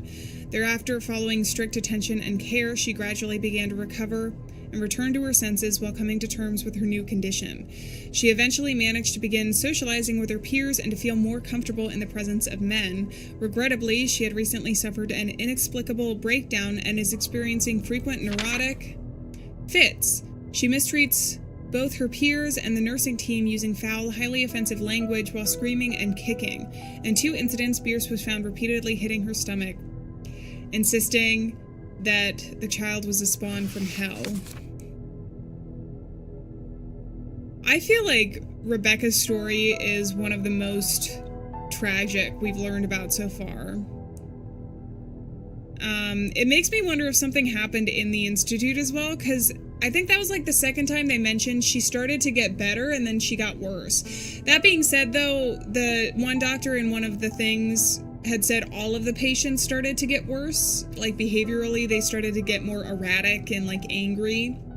And I think that was after they started drilling down in the basement. So, I don't know. Why are there so many skulls in this museum? A display with many skulls and various instruments. Then we have the skeleton. A complete human skeleton. It seemed real. Yet there's a lot of bodies in this place. Alright, let's go. Let's get out of this room. It has bad vibes. And we'll go down. Ooh! Dr. Hanwell's office? The door wouldn't open. Why don't you just stab it? No, I could have hurt myself. Okay, well... I think we can go up another floor, though. If it lets me. It does! Hell yeah! We're going to a restricted area. Oh no, this seemed to be Lenny's card. Perhaps he was getting He stops me from doing anything and everything. Okay, does that mean I need to go down a floor? Also, what is this? Corridors. Oh, Lenny. He was signing things. Maybe I can go into the theater. Oh, it depends on the time, so that shows us where we can go eventually. Well, we have a great big place, and I don't really know where to go from here. We can do a lot, actually. Should I go back and talk to Jenny again? Jenny. Julia?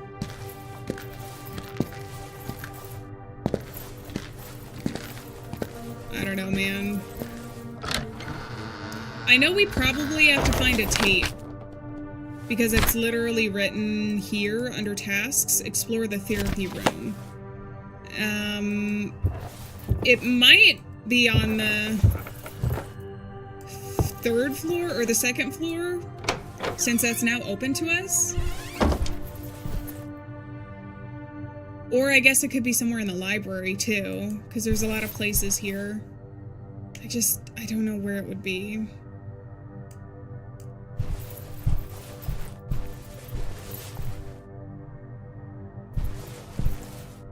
Can't look there. A quaint reading table.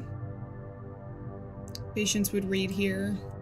I feel like I gotta talk to somebody so they give me a hint as to what to do now.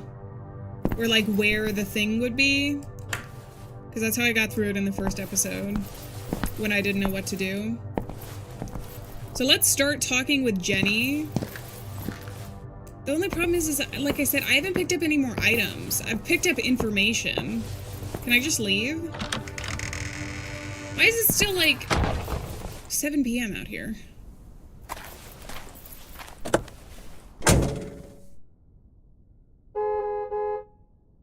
Honk, honk, honk.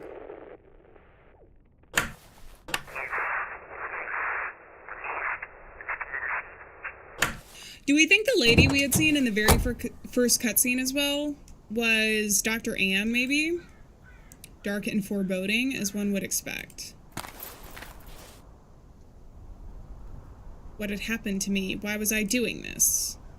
The ominous rock was still there. Dark and foreboding. Okay, so I can't do anything out here. Huh. Okay. I feel like some games do add in those joke endings where you can just leave. That's why I always try it anytime I do a horror game and they like walk into the haunted house, you can always try and just leave and sometimes they'll have something. Like an extra cutscene or achievement, but I'm not sure that's the case for us here. Oh, she looks like Rebecca. Thing, Julia. Does she? She does. I guess maybe. Rebecca looked like she had black hair, though, not brown hair. But potentially, these could be the people, considering Lenny seemed to be in Group E. Also, hello, Coda. How's it going? Welcome in. I don't think you missed much. We explored the 2nd floor, but we haven't done anything. And Lenny was up there, and we met, Dr. something. Oh, we can ask her about Hanwell and stuff. Did I already do that? Is there anything you can tell me about Dr. I forgot what I've asked now. Well, he was an authority in the field of mental health. He basically built this whole place from the ground up. What a remarkable accomplishment. But there's little information about Dr. Hanwell himself. He wasn't keen on giving interviews or showing himself in public. Only those who are closely acquainted or have been treated by Dr. Hanwell can claim to know him personally. A notable celebrity indeed. This is Julia, I believe. If Rebecca is in this place, we haven't met her yet. We've read about her, but we haven't met her. I don't think we have anything else to discuss. Thank you for being considerate. There's so much I need to do.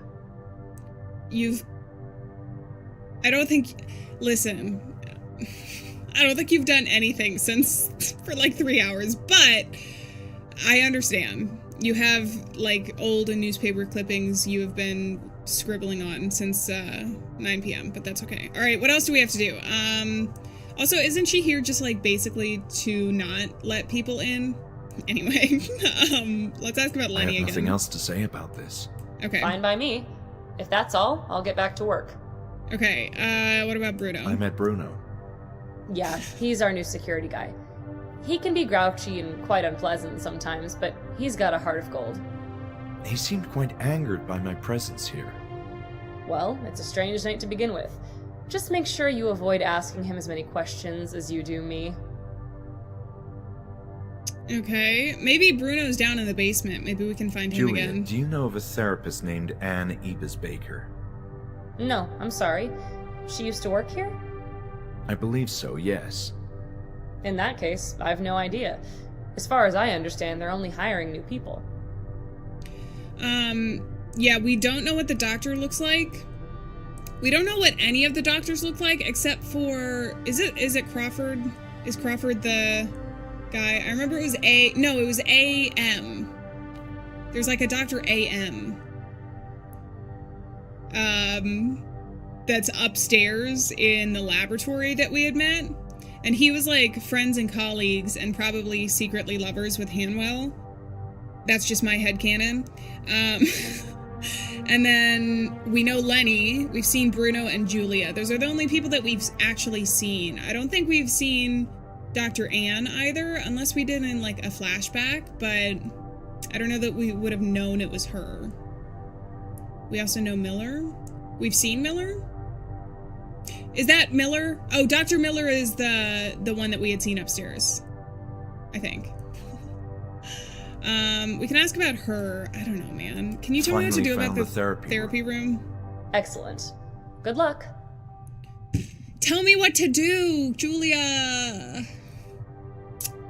That's part of your job as an NPC, right? Part of the reason I'm here is to make sense out of my stay at the Institute. Your stay? You know, when I... It's okay. I understand. You do? I know what you meant. That was ominous. Why the shutdown? Do you know why the Institute was shut down in the first place? No, not really.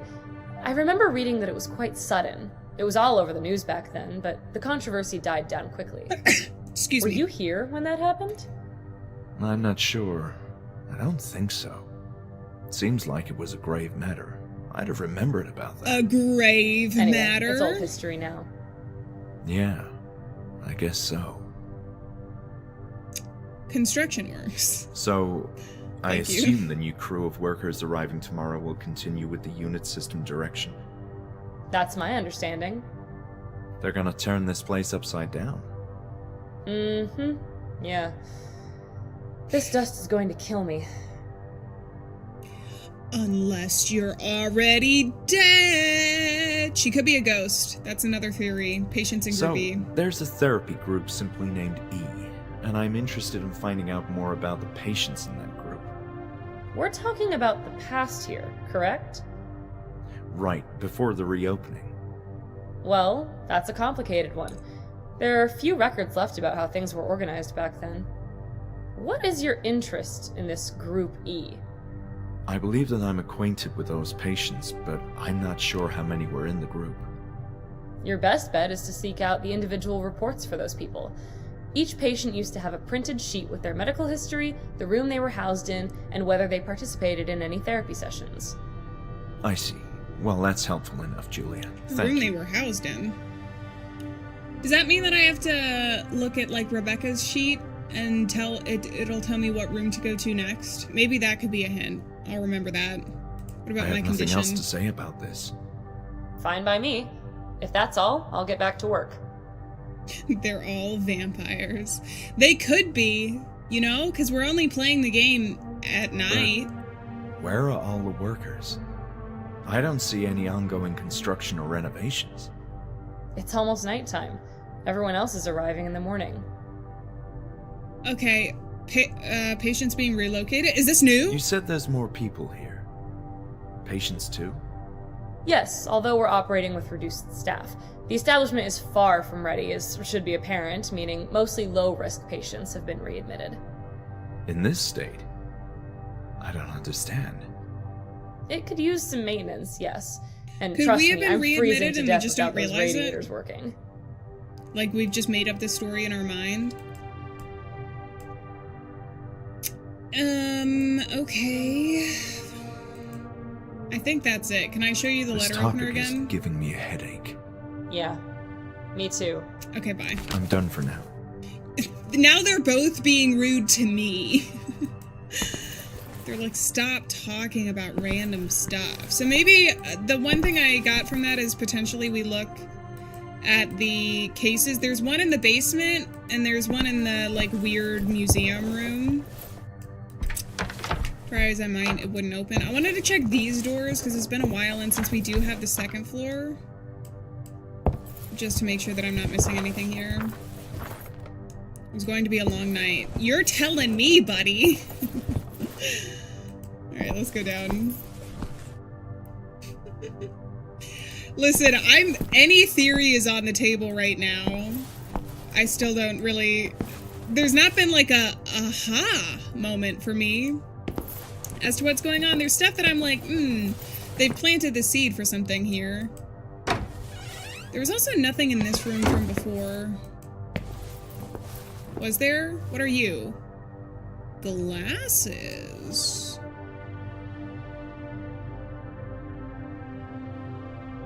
Those weren't there before, were they?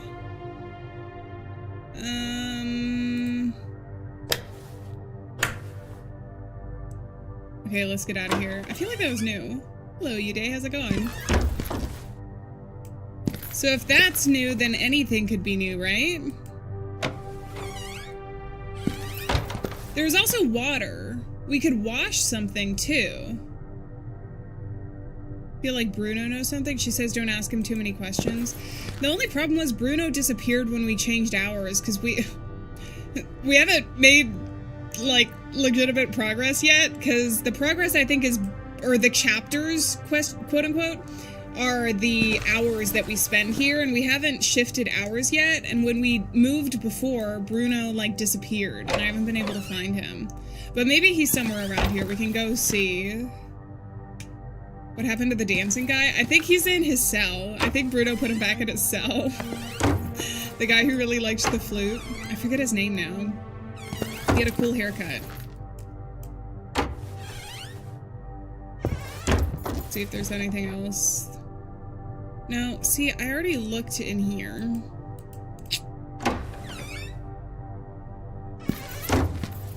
Maybe let's do the basement. Because she said the places where they were housed were down there. How do I get back down to the basement, though? Courtyard, gallery, to exterior. Have I been able to make it out there? There's too many places to go! I also have the courtyard. It'd be nice if I could make it into the shed at some point. What's on the ground back here? Nothing. Big old nothing.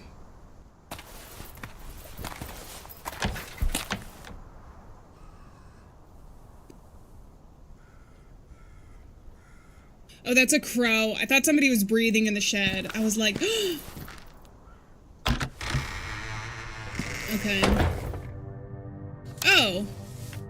Unsettling rumors. In later years, dissatisfied employees at Hanwell Mental Institute began to circulate wild stories about mistreatment on the part of the executive staff. At the time, authorities ascribed the rumors to general atmosphere of discontent at the institute, as it was a matter of public knowledge by then that the erstwhile international prestige of the establishment had faded. Its glory days long gone, the building was in an appalling state of disarray, displaying an evident lack of direction and maintenance. The situation became more serious when the family members of patients began reporting an alarming number of injuries to the bodies of their loved ones. These ranged from severe bruises to burn marks, in the more extreme cases, fractures. Initially, the injuries were thought to be a result of unfortunate accidents related to the known issues besetting the mental hospital, including underfunding, understaffing, and growing workplace animosity. Eventually, however, burgeoning pressures from the public eye and human rights organizations prompted authorities to initiate a series of investigations into the establishment for the insane. Interviews with institute staff workers ensued. Testimonies from low-ranking workers and nurses included descriptions of anguished shrieks echoing through the hallways, their precise source difficult to locate. In one of the most sinister accounts, an anonymous report suggested screaming was coming from the underground.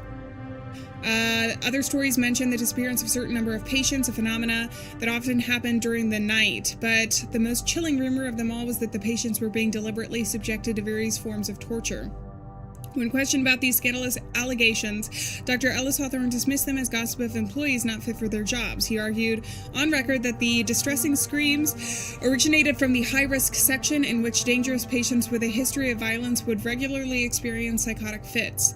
As for patients disappearing from their cells, he stated that it was common for them to get lost in the monumental building, with hours sometimes passing before they were found. Yet another reason to upgrade the unit system layout was a top priority of the administration, Hawthorne added.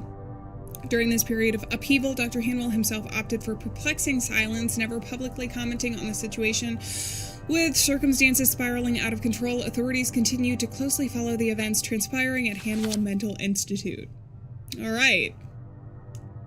That basically told us what we already knew, though, which was they were doing something in the basement, and it was causing injuries to the patients. And yeah. That's what caused the rumors, I suppose. Oh, really, Flower? It's fun so far. I actually haven't played the first game yet, but a couple people have mentioned that they really enjoyed it, and that was like a main reason why they were looking forward to this one. Let's go to the basement. I'm reading as much audiobook as an audiobook narrator. Hell yeah. We do have quite a bit of lore that comes in the form of papers.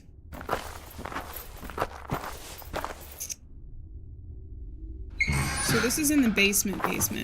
I still feel like there's got to be something to do in here.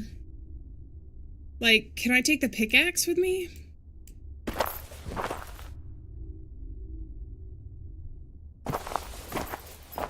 I don't know. Firmly shut in place. Had no luck opening this door.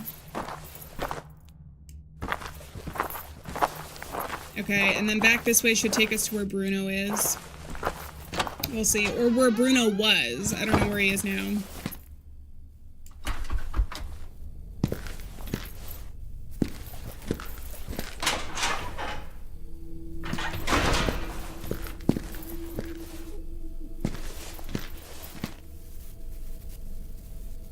This is where the one guy is. What's his name? That liked the flute? Oh. Yeah, I don't know what he's doing right now. Teleporting. So that's where he is. Bruno is nowhere to be found. Guessed it was time to move and leave this door alone. Thank you. Thank you for the hints.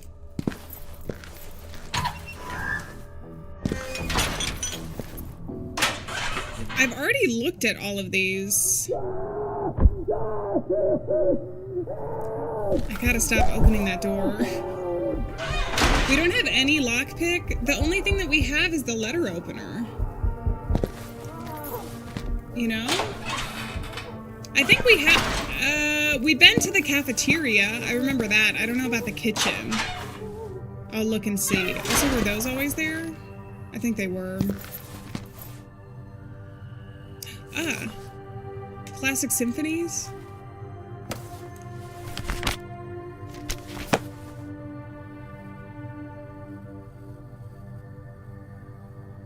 Okay, a lot of this, I'm backtracking now, but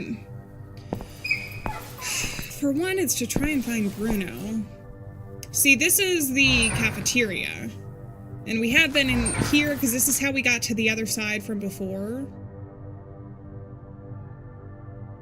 But there's nothing for me to pick up.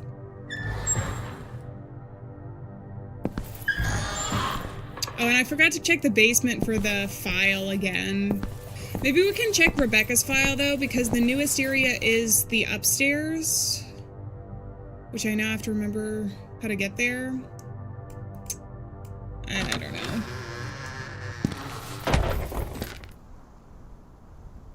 That's what I'm thinking. I'm gonna check Rebecca's file. I think that'll tell me what to do. It's so extensive, and they do let you backtrack, that sometimes I'm like... The thing is, though, is there might have been things that I've missed in rooms, but I don't think there's been anything new unless it pointed me towards it. Which is why I'm thinking the second floor is where we're supposed to be going to. We can't ask Bruno anything. Can I go down from here?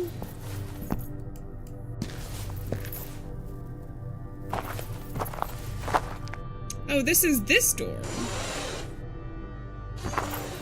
Oh, because this is how we got Okay. Slowly and getting it in my brain where and when we are and all of that. Okay. But that just means we go up one floor. It's gotta be something here. There are things to do, I'm just not picking up things. Do you know what I mean? Like, I know where things are, where if I had an item I could use it, but I haven't picked up any items. Let's look at the map. I think I need to go to the museum. I guess there could be something in the morgue.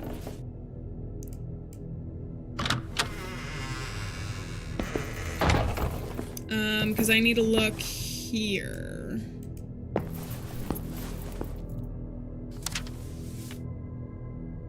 Cell 107B. That's in the basement, isn't it? That's where I just was. Oh, goodness. Okay. I don't know that I want to go back there immediately, because I still think that it's something on the second floor.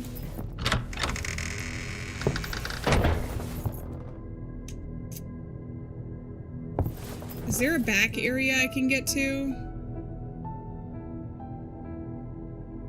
Because there's passage B.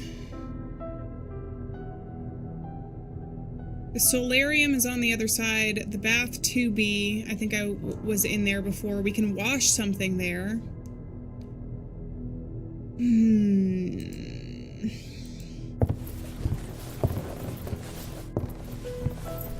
The passage 2B takes me all the way to Lenny, though.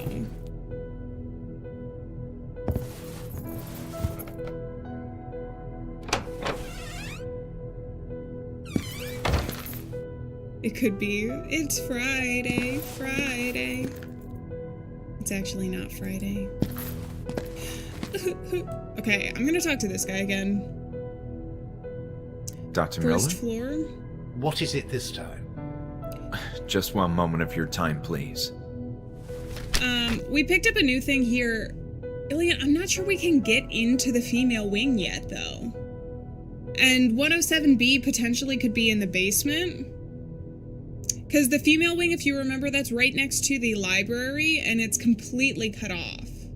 So I don't think that there's a way for us to get in there. You know? Okay, let's ask patients being relocated. Don't you think it's a bit rash to bring in patients under such deplorable conditions? I don't like your accusing tone. There's an ongoing housing crisis for mental patients. Would you rather have them tossed into the streets? That's not what I meant. Be that as it may, I'm not proud of the circumstances surrounding this reopening, but we have an obligation to provide shelter for these patients. It's a temporary measure. It's a temporary setback. A momentary lapse. I don't know, man. Explore the therapy room is still there, but we gotta find a tape, and we haven't found that. Hello, Em. Welcome in. Man. And then I guess we can check the areas, but Bruno took my keys. If I had keys, maybe I could get into those rooms. They wouldn't soft lock me, though, would they? And I swear I've looked in this entire room. I don't think there's anything in here. There are the rats, and there was something if I could get, but I haven't picked up any items. There's like 6 places I can use items, but I haven't picked up any items. None whatsoever, and Lenny is keeping me from going up. Friday, Friday. Can we even ask about Rebecca? I don't think we can. They give me like a set list of people that I can talk about. Was it on the list? I can't remember. Dr. Miller? What is it this time? Just one moment of your time, please. People. Yeah, see, Rebecca's not on the list of people that we can ask about. I appreciate the conversation. Goodbye. We didn't have a conversation. We were just staring at each other. And I already looked in there. It's a great conversation. He's one of the more mean characters. But he's not mean in like a funny way. Like Bruno is kind of funny. I felt like we could be like enemies to friends, enemies to lovers. The doctor just seems mad at us. You know? Alright. I guess we'll talk to Lenny again. Hi again, Lenny. He did tell us we had to go to Hi. the basement before. The building is surprisingly deserted, isn't it? It is. There aren't many like me, and I'm the only one who helps. Do you know if there are more like you coming? No. Sorry.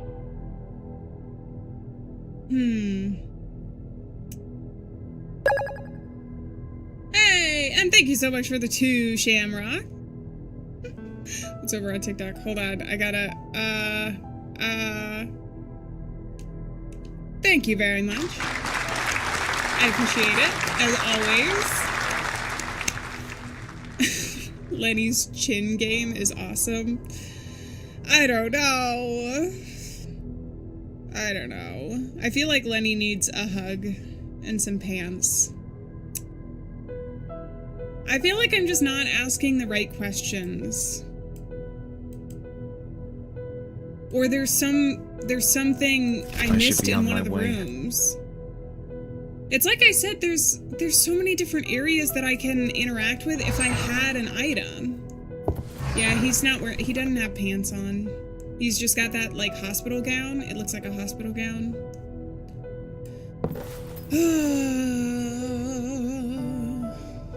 Laboratory we already went into. Wasn't there another door in the laboratory?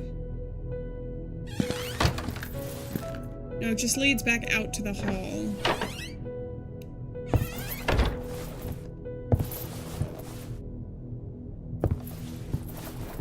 We have the bathroom, but there wasn't anything in here. It was just the water. Oh, that's filled with water now. But I can't do anything with it. Where is that? That will be on the first floor.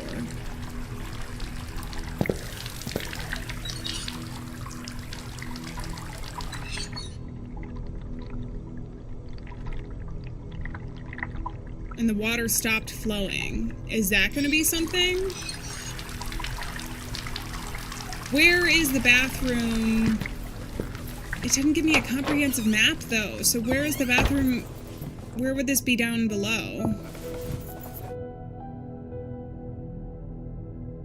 And then we also have the sunroom, which seems kind of important.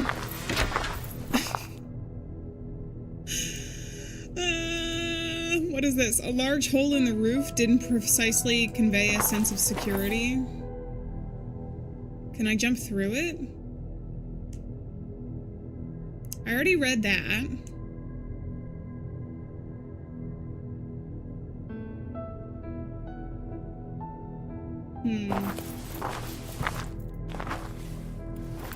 We have the insect repellent, but I also can't take this with me, can I? Important C directions. No.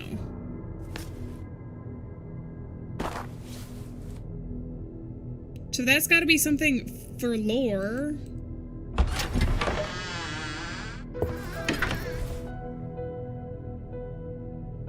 At least we have calm music. So the bathroom is right up here on that side. We cannot get through the passage because Lenny is keeping us from doing that. We've been to all of these rooms. I think we gotta go down to the whatever the room is. Is it the bathroom? Underneath the bathroom. That's my biggest guess right now. Even insects have left this place. True. Is it this room?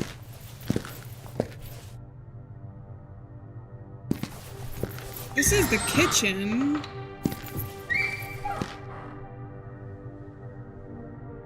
I need a map.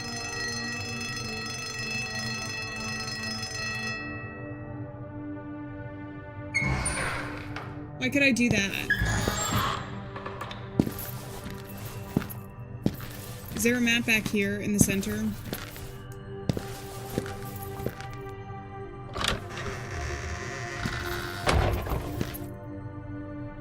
This was this room. It was a depressing decoration. Yes, of course. Of course, yes, of course.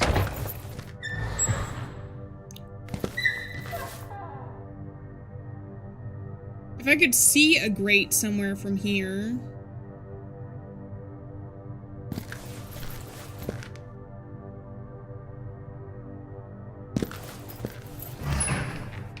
I don't know what I'm doing.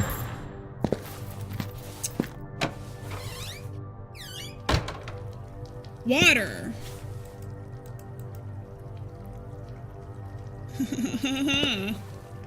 Aha! Missing tiles, damp stains, and peeling paint due to leaking pipes were visible. But yes, why? The sink.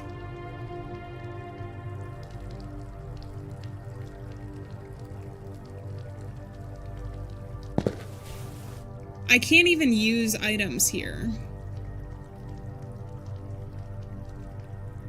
I don't know why I can just look at this pile of doo-doo right now. But that's gotta be something. Are we supposed to, like, grow a plant? And it releases our soul from this endless hell? I do know we needed to look here.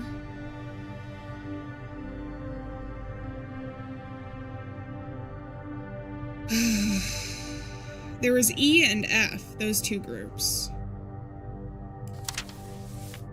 10/14, that's another date that's, like, very important.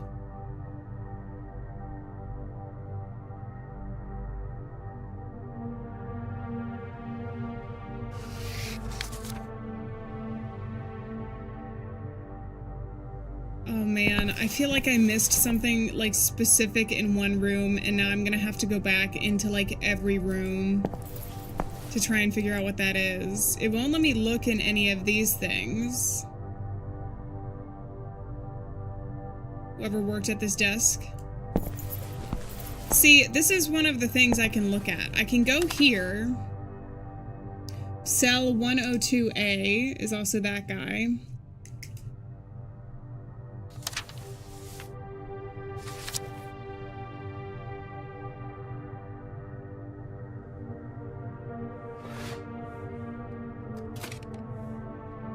You had to move the cursor down. I didn't know that. Well, now we're gonna be extra prepared for whatever we have to do next. Can I open any of these? I had to make sure there wasn't another reel in place. Okay, well then, just play it, my man. How are you feeling today? Tired. I want to sleep. I think this is Bertrand. Hear that. How was your day? It was fine, I guess. We played some games in the afternoon. They are always the same, but I still like them. But the others aren't so happy. It's understandable. We'll try to get you some new games. Has anything of importance occurred to you lately? Your woman arrived today with a big belly. She is pretty. I like her. But she was hysterical and punched Nurse Mallory on the face. I know, and we're dealing with that. But I was referring if anything has happened to you lately. I don't know. I am so tired. Why are you tired? Tell me. We're here to help. It's being down there. Working with all the dust and the bugs. It's too hard. I'm too tired. I can't stand them anymore. What is Group this E? you can't stand anymore? The voices. They are everywhere. And they whisper inside your head. They are evil.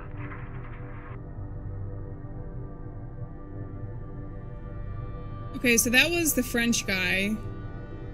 that we know about. Can I take the tape out? I can't.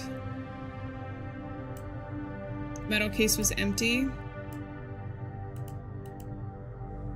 I think I can put this one back. All right, let's look at the other tapes if we can then. I think maybe we'll get a flashback from one of these. 122 is also here.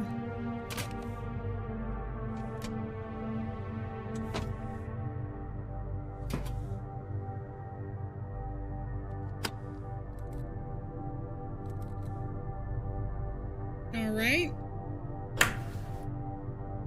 My journal was just updated. That seems important.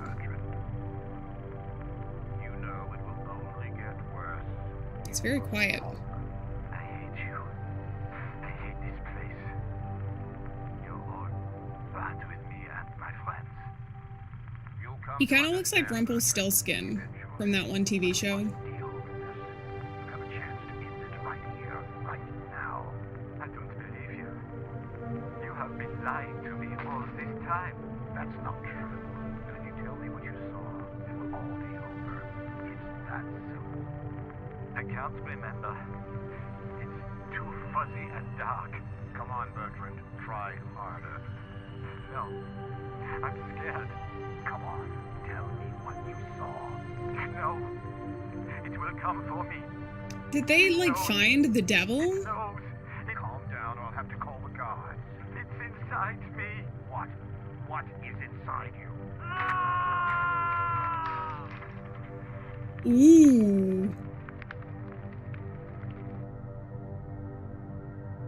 So he felt like he was possessed? 122. There's at least one more tape I think we can see. They're all Bertrand right now, though. Maybe we uncover his story first and then other things later. Okay, can I do this one?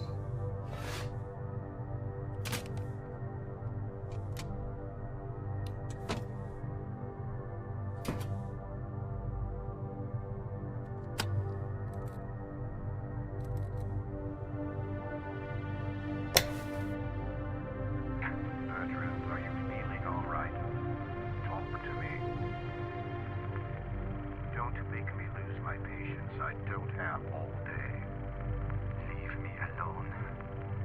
I understand you must feel angry, but we're doing this for your well-being.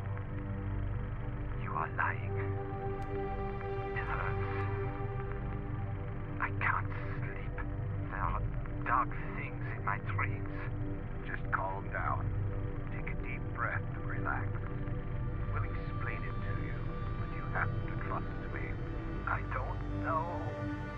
I am so tired. I can't think anymore. What about your fear? Think about your last session. I think, though, considering... I don't think Bertrand is the only one that's mentioned something weird when they started drilling down below. I have no idea. Maybe it is like a group hallucination, though. But if it's a group hallucination, I guess I'm more inclined to think that it's like something weird, like real but supernatural. All right, I think this is our last tape.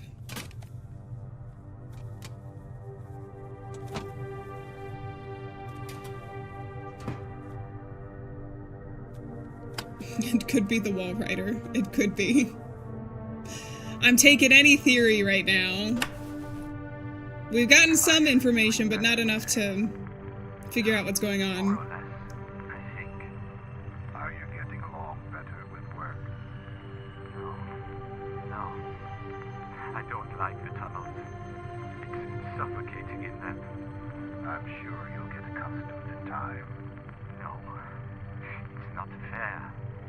I shouldn't be doing this. What makes you say that? Because it doesn't feel right. Being there. I don't think that is what I was brought here for. But you are helping. You should feel proud of yourself. Are you in doubt because of something else? Are you scared, for instance? Yes, I am. I don't want to go into the dark place again. They said it was going to be all right, but I could feel the monster coming for me. monster. What monster? Did you see how he looked up at the tape? Maybe it is possession. Also, I did check this one. It says that it's empty, which is why I thought initially we had to find tapes before we could do anything here, but they were just underneath the projector the whole time. And I didn't know. So that's it for now. I don't think there's anything else on the bottom. I will click on it again. Yeah, it's empty. There seemed to be a missing reel. It still makes me think, like, I need to find it somewhere. Also because there's that. The wrench. But at least we got something new. We got some new information. Also because I don't think that updated our tasks. Investigate about Bertrand. Oh, okay, now we can ask some people some stuff, though. Let's get out of the therapy room. I do think there's certain people who can see. Maybe that's what Group E was, though. It wasn't some arbitrary group, but it was all of the people who could see whatever the creature was that they were going towards. That could be something. Let's go see if we can talk to Julia again, because I think she's the closest we are to somebody, because the other person that we can talk to is Lenny and that other guy who's upstairs. Also, welcome in, Kylie. We are playing a game called Asylum, where we are a former mental patient coming back to the asylum that we were admitted to, trying to figure out what the heck is going on, and what happened to have the place close. I don't know, it's interesting. It's very mysterious, though. We've uncovered things, but I still don't know what the overall twist is going to be in the story yet. Let's talk to Julia first. Sorry to bother you again, Julia. Bruno could be back, too. I can check downstairs. I would like to look into the history of a patient called Bertrand. Bertrand. That does ring a bell. Sorry, I'm not really sure about other patients at the Institute. I know there's a few, namely Leonard, but perhaps Dr. Miller knows more. Dr. Miller, he's the guy upstairs. She told me where I needed to go. Let's go do it. Okay, I just gotta find my way back to the stairs now. I think we can go through the courtyard to the back.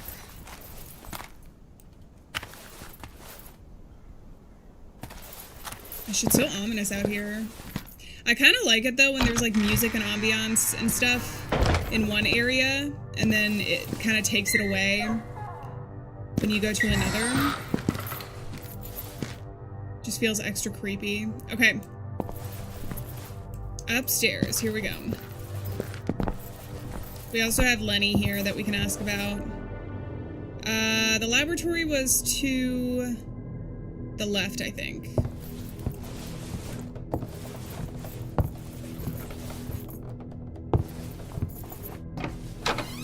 Okay, I know you hate talk to me, Doctor, but I have to ask you a question.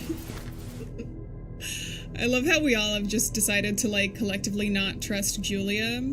I don't know that she's, like, evil or anything, but she's certainly not very forthcoming with information. You know? Dr. Miller? What is it this time? Oh. Just one moment of your time, please. I want to ask about Bertrand. I'm looking for information on a patient called Bertrand. Bertrand is one from the old group, right? I believe so. I've seen footage of him in the therapy room. Footage?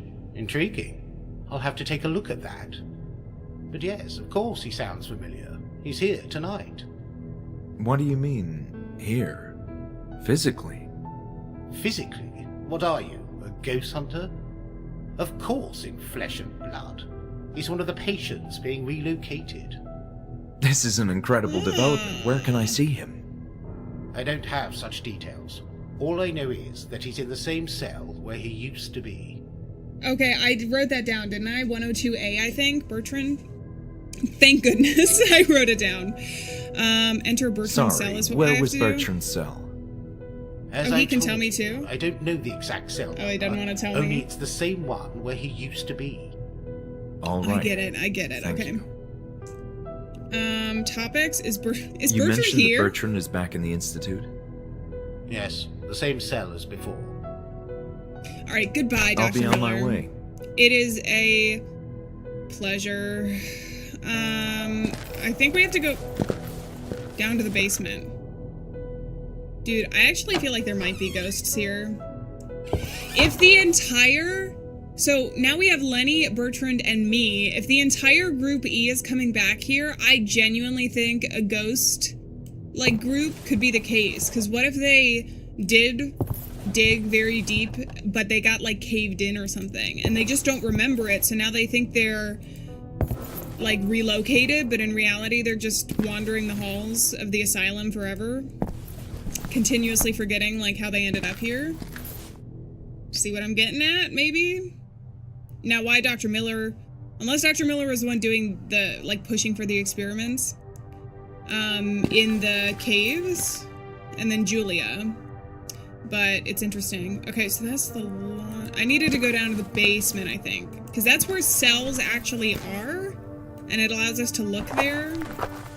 So I'm assuming that's what I have to do. And it was 102A is what we have to look at.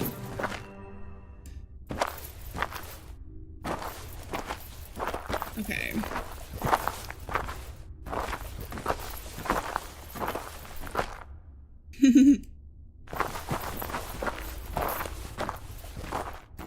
Yeah, Julia, I actually wanted to start that game again. I'm trying to, like, manage the series so that I don't leave any hanging, and, like, not finish episodes. Since it is a longer game, I do think it has to be episodic, but it's also a choice-based game. So if I start it again, I'm starting it from the start. But I miss playing that game, and also I did get the go-ahead from the developers to be able to play the full game. I just got around to other series at the time. Okay, what is this? Locked? But I was not dying in to get in anyway. I swear there was numbers here, wasn't there? Okay, I'm officially going crazy.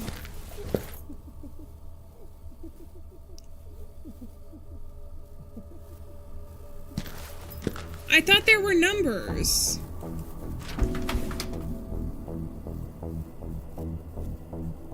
So where would I go to? Is it the male ward? Maybe it's the male ward. I didn't think I could get into there, though.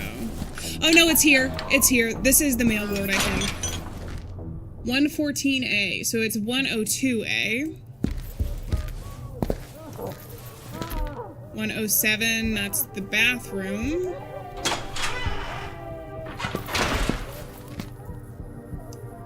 What did I say? 102A. That's 105. Here we are. According to my findings, this was Bertrand's cell. If I had the keys, would you... Wait, actually, though, how do I... Because Bruno was gone. Someone in the Institute had the key to it. 103A. Also, 107B is where Rebecca was supposed to be, but that's in the female ward, and I don't think we can get over there. So is it Julia? Julia's the only other person I can talk to. I guess I can try and talk to Lenny, too. Listen, the letter opener has to be good for something. I swear. Okay, let's talk to Julia first. Oh, Lord. And then I guess we'll go see Lenny. Because otherwise I don't know where the heck... what's his name went to? Oh, one more thing, Julia. There might be a patient called Bertrand who used to be at the Institute back in its heyday. There's Leonard, who seems to have been here forever, but I wasn't aware of any Bertrand. Still, this is quite exciting. If you say so. Can you tell me, do you have a key for me? Turns out this patient Bertrand is back at the Institute, and he might be relevant to my research. That's interesting. What are you planning to do? I would like to pay him a visit, but I'm not quite sure where his cell is. Well, no patients are on the upper floors that I know of. The whole female wing remains closed for renovations, so your only option is the male low-risk wing on this floor. All right, thank you. Give me the key! See you later, Julia. I'm not sure Lenny has it. I'm gonna see if, whatever his name was, Bruno, put the keys back on the rack where I found them before. I apologize. I regret giving him the key, like, ever. Or showing him that I had it. I thought it would be a funny interaction, not actually keep me from having them. She didn't help us at all. I know, it's very on brand for Julia. We go and ask her 100 questions, and she's like, I don't care. Alright, I think if I go down, and then if that's not the case, the only other person we can talk to is Lenny, because I've been around this entire facility. The doctor didn't have keys, as far as we knew. I don't know why Lenny would have them. That wouldn't make any sense.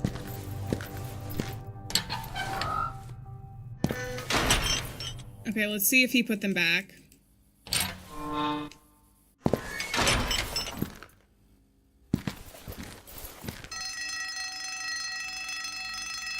No doubt the noise of this alarm would disturb the dangerous patients even more. Where are the keys? Can you tell me where the keys are?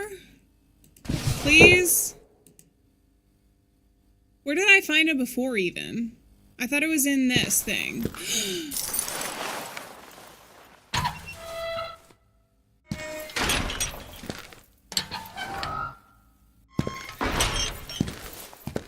Hell yeah, let's get out of here.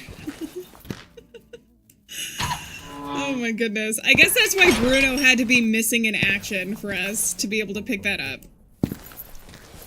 God, I keep hearing mumbling. It's creeping me out. Okay. 102A. This is what we needed.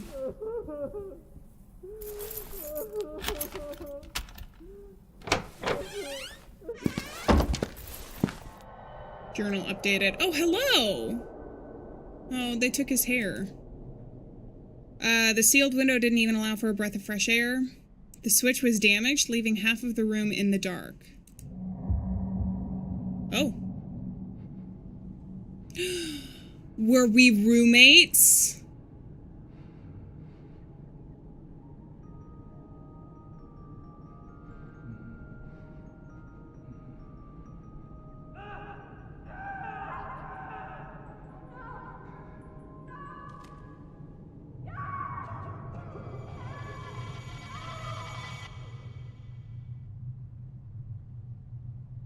Another vision, but with a clear sense of purpose. This patient, Bertrand, had seen something of major importance, which he absentmindedly attempted to draw on the... Did the guy eat the ballerina in the music box?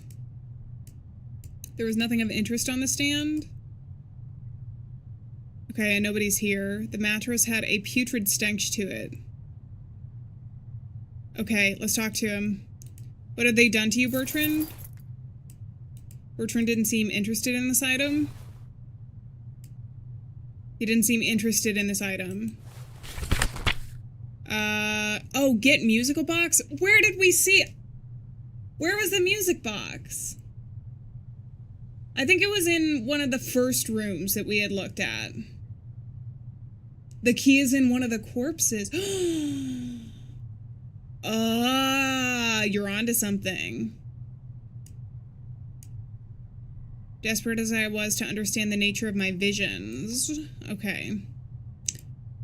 Who was Bertrand's cellmate? Was he also involved in the events? I think we can ask, what's his name? The Dr. Miller about that. Okay, I gotta find the music box. Oh my god, we finally, a chapter later. It's midnight. Spent 4 hours in the asylum. Bertrand was beyond help, yet he had clearly seen something linked to my visions.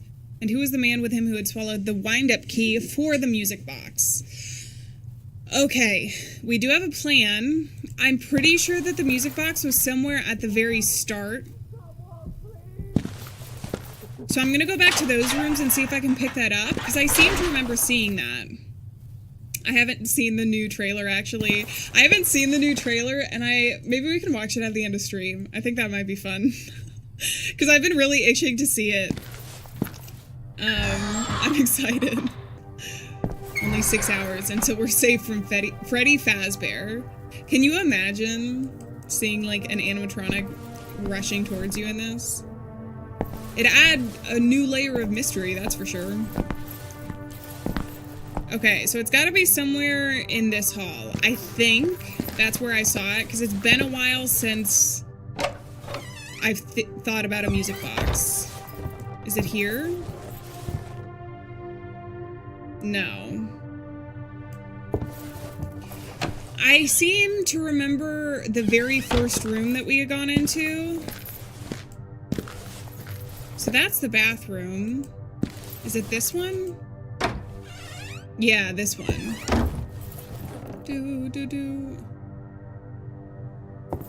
Was it here? Please be mindful of the vinyl records, etc.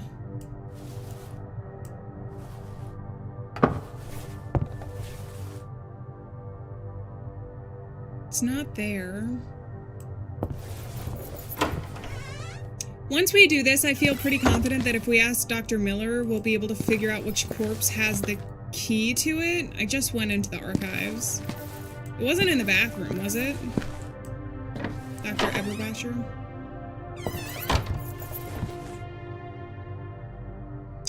What about this? Statue is fairly heavy and somewhat tacky.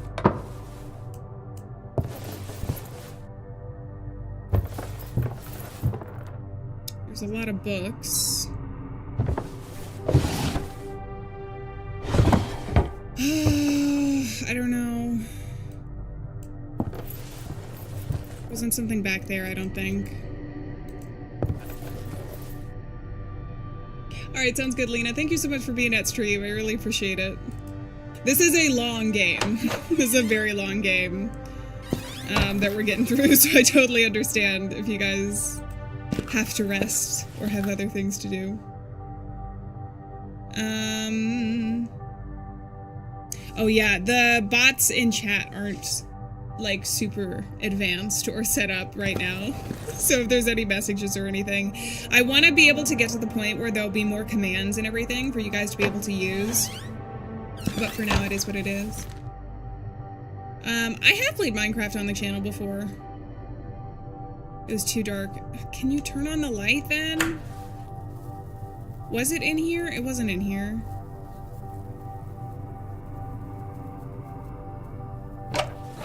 Maybe I'm misremembering.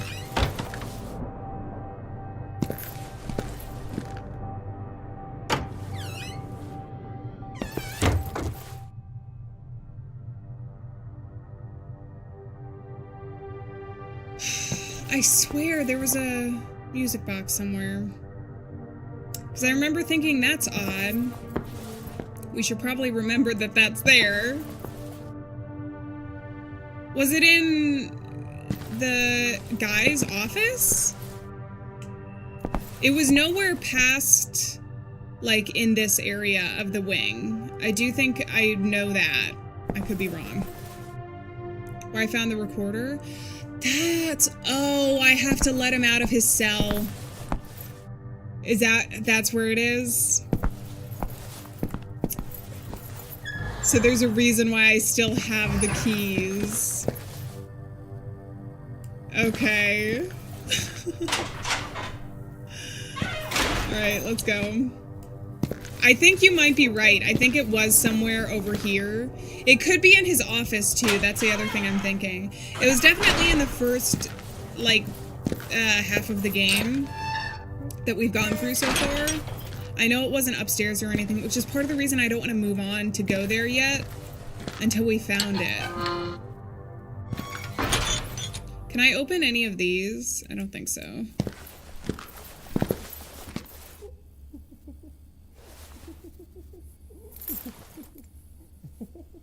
I wasn't desperate enough to enter that cell without first dealing with a high-risk patient in some way. What if we just knock on the door? He's holding the music box.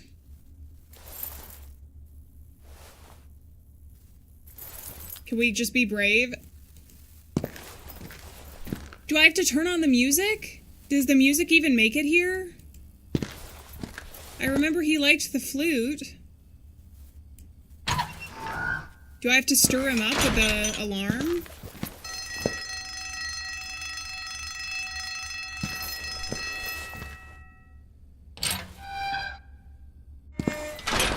I feel like that wouldn't make sense. I feel like the music would make sense. Okay.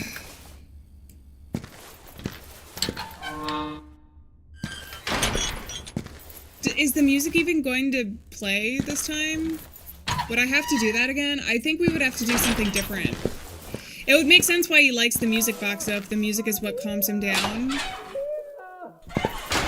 If it's not the whatever you call it, then what I'll do... if it's not the record player, then we'll go up and see if we can talk to Dr. Miller and get the body at that point. I guess we can also talk to her. I think we already did, though. Offices and waiting room. I think it was archives. This doesn't even go downstairs, though. It just goes to the kitchen. Maybe the open area has something? You could be right. I feel like they also mentioned dealing with a high-risk patients in some way. Why the music just changed so dramatically? Okay, I'm gonna go back this way. We'll go up, talk to Dr. Miller, and if he doesn't have anything interesting to say, then we'll have to regroup, okay?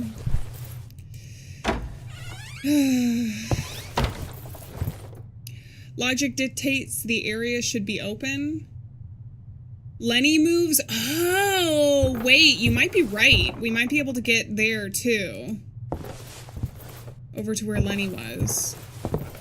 That could also be the case. I don't know, man. There's so many places that you can go to. And I get distracted. The one thing I want to try is Dr. Miller. I mean, I want to try talking to Dr. Miller. Which he's in the laboratory, all this way over here. Oh, wait, yeah. We'll also just see if Lenny's here. Okay, so Lenny's gone, so we have a new area that we can unlock now. I'm not gonna go there. I want to talk to the doctor first. We can talk to him. Oh, you know what? Oh, wait. Oh, you know, he swallowed the key. So he could either have died while it was still in him, or he could have, you know, had a number 2 situation. Maybe that's why we have running water in the one bathroom. I'll still ask Dr. Miller, though. Dr. Miller? What is it this time? Just one moment of your time, please. Okay. Oh. Who was Bertrand's Would you mate? happen to know who Bertrand's cellmate was in the past? I'm gonna write this down. No. And I'm not well, he doesn't know. interested in hearing information that has no bearing on my present goals. Fine. Nursery Would you rhyme? say it's possible to stimulate the memory of a catatonic patient with music? Certainly within the realm of possibility, yes. The mind is still a mystery. There's much we don't understand. But a terminally ill, withdrawn patient who suddenly reacts to a visual or oral stimulus? Could happen, yes. Thank you. Okay. Are you familiar with this keyring? That belongs to Bruno. You should return it to him at once. I'm not going to. Just one more question. Oh, wait, no, I didn't want to ask about that. Why are you saying? Well, I was... Okay, those yeah, unfortunate circumstances. Okay, What was yeah. your role? I used to be with patients most of the time. This is all becoming a waste of my time. What a was lie. the question? Were you acquainted with the Institute back in those days? Only tangentially. This is my first time. Tangentially? All right. And that concludes this conversation. He used tangentially, unironically, in a casual conversation. Get music By box. chance, have you seen a music box? He's very sassy. what? The doctor is very sassy. Your questions are beginning to bother me. What about first? I believe a patient who used to be Bertrand's cellmate swallowed something, possibly a small key. Well, I'd be surprised if that patient was still alive. Okay. Probably choked to death. What if? Look, I don't appreciate discussing old stories. I wrote down the Much names work of the tonight. corpses that they were tagged I with. appreciate the conversation. Goodbye. He would have been in Group E, though, right? There's one called E103. But are we going to use the letter opener? Dude, that's horrifying. Okay, so maybe we need to get that one. Go back this way. That's the laboratory. We gotta go to the morgue, though. If I had to guess, it would be Group E. Also, because I think I saw that guy in the vision from before. E103 is the last one that I wrote. So which one was that? No, those are the two brains. E103. All the bodies in the morgue could be identified by that. Yes, I understand. So do I need to move this over? The power was on. It was best to keep that way. I didn't need anything at present. But you do. You just don't know it yet. Dude. I think this is the hook that moves. And I think we gotta get a body from over here and bring it out, but he doesn't want to move it right now. We got a lot going on. Okay, but since I kind of got stuck, we have been streaming for 3 hours now. I think I'm gonna call it here since we started at a new chapter, and we'll pick up next time with a goal. Like, we know what we need to do, and we have a whole new area that we can explore that Lenny so graciously finished cleaning on this other side. So there's probably going to be something that we have to pick up here, like a scalpel or something. I feel like we might be using the letter opener for that, though. There was not a 102. It says E103, though. So if, like, it was 102/103, maybe, for the cell. I don't know, but 102A was the number. I do remember that. I think A or B depends on the wing, because Rebecca's number was 107B.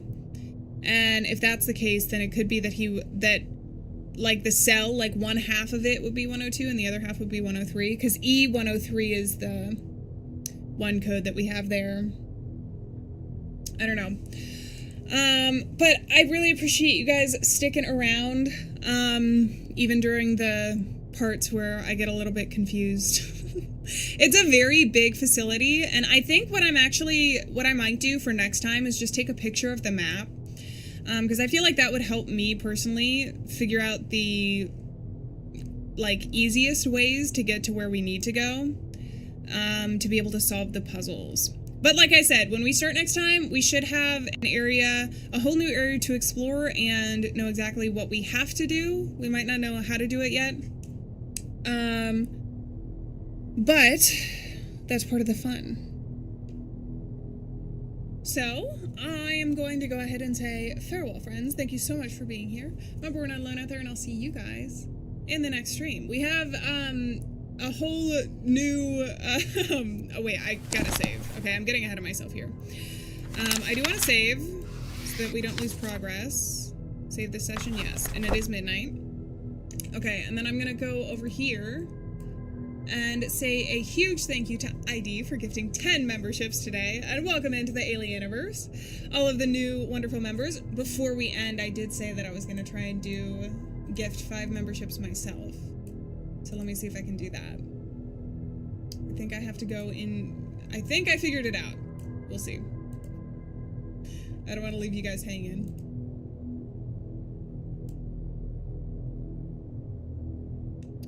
And I'm going to go ahead and mute that really quick.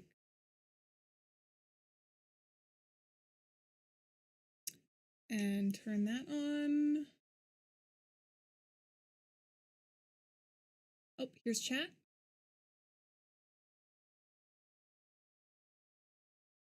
Can I do this? Oh, no, I don't want to. No, I don't want to do that. Yes, okay. Let's do it. Here we go. Yay! Okay, that's loud. Alright, welcome into the Alieaniverse.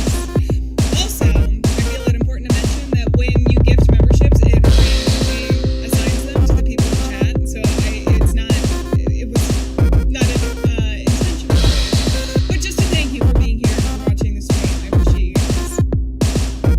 We get to listen to a little bit of music as we leave. Hell yeah! Alright, welcome into the Alieaniverse. I appreciate you guys. Who's this mysterious Alieann? I don't know her. I don't know. Get her out of chat. Ban her. What the heck is going on? Oh, you guys couldn't hear anything? Sorry, the music was loud. It was loud in my ears, too. All right. I appreciate you guys so much for being here. Thank you so much to M also for sending the shamrocks over in the TikTok chat. I do multi-stream, so if you guys have like a preferred platform or way to watch the stream, there are different ways that you can do that. I'll be streaming again on Wednesday at the same time, and I will post the stream schedule so that if you don't watch the VODs and you like to watch them when we are actually live, then you'll be able to plan for that next time, because I know that's part of the fun of the live streaming, both for me and for you guys. So thank you so much for being here as always. I'm sorry, there's always people that come in like right at the end of stream and I feel bad, but we have been streaming for a while today and this is going to be a long game, made longer by my inability to solve puzzles in it. But we'll pick up next time. Also, I really appreciated Dream Chaser. You guys are awesome. And I will see you on Wednesday. And also Friday. And also in videos. But on that note, I'm going to go ahead and say farewell, friends. Thank you so much for being here. Remember, we're not alone out there, and I'll see you guys in the next stream. So until then, bye-bye. I'll see you guys later. Bye. Thank you so much for being here. It's a lot of fun. Oh, now I have to end stream. Bye, guys. Bye-bye. Bye-bye. Bye-bye. Bye-bye.